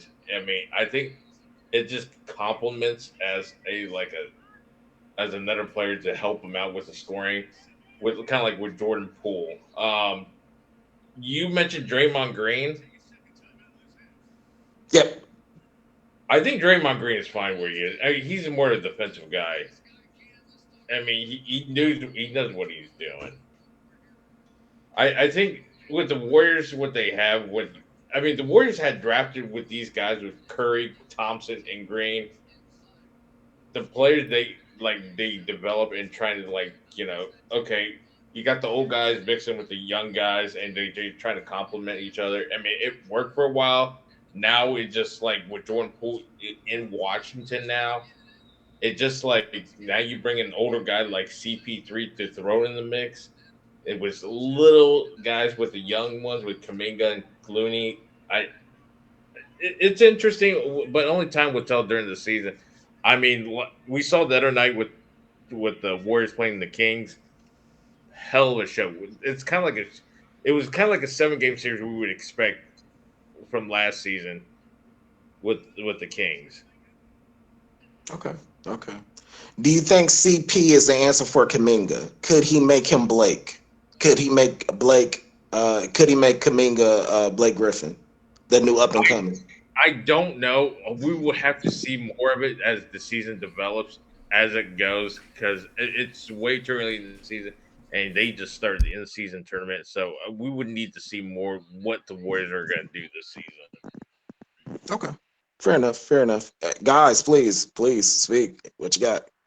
I Now with the Memphis Grizzlies right now sitting at 0-6, 5.5 games back of Denver.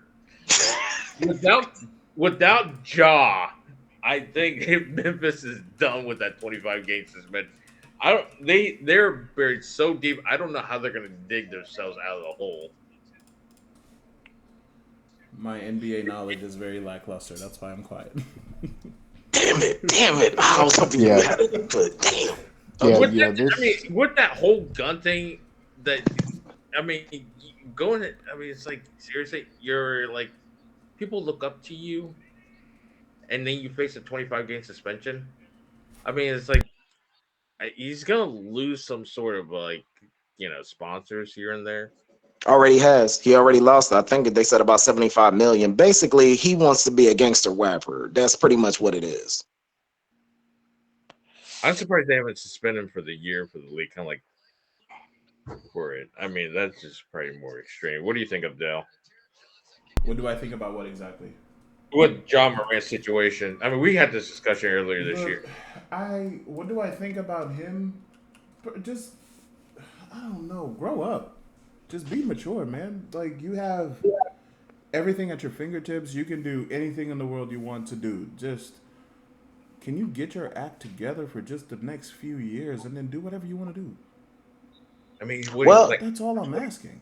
Well, it took Barkley 4 years, and we kind of forget about the time when he was, beating guys up in bars, knocking people out, and putting them through windows. Granted, we didn't have social media, but he did the same thing. That's what I'm. Even look, another player I'll use as an example, Zion Williamson. Bro, you're $1 billion man if you just get your weight together. You're kidding me right now. Just get your weight in check. Stop eating etouffee every day and all the good stuff in Louisiana. We get it's good. Okay? Just stop. Make your money and you can have as much as that as you want later on. What do you want? I mean, but in his defense, he's getting porn stars pregnant. But I get it, but he's going to get that anyway.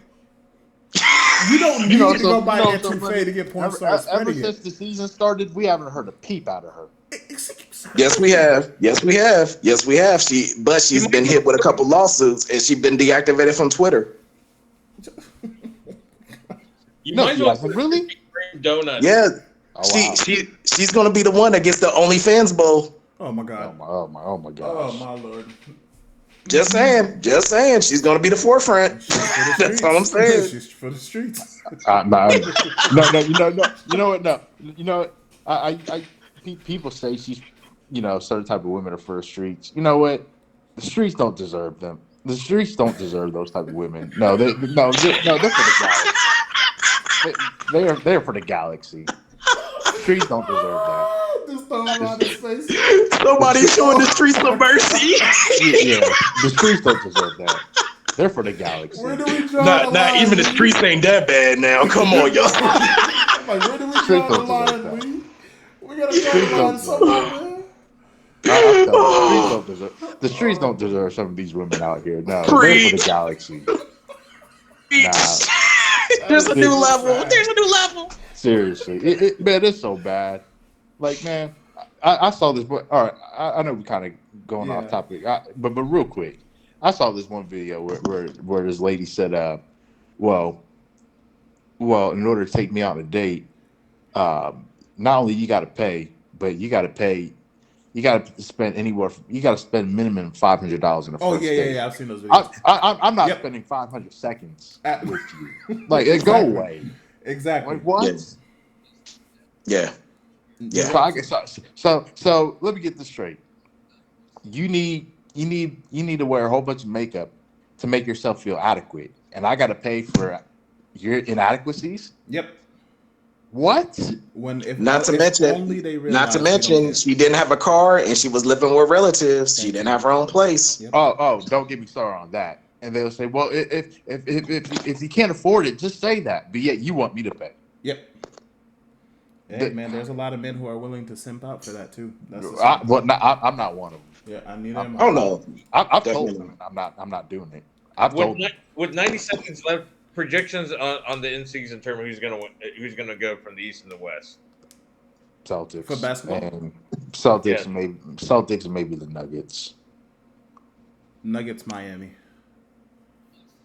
Nah, definitely not Miami. Nuggets and the Celtics. Who are the two winless teams? Never mind. That's gonna be another discussion another day. Memphis Grizzlies. I'm gonna pull a limb. I'm thinking of the Bucks and the Nuggets. Okay, that's good. That's decent.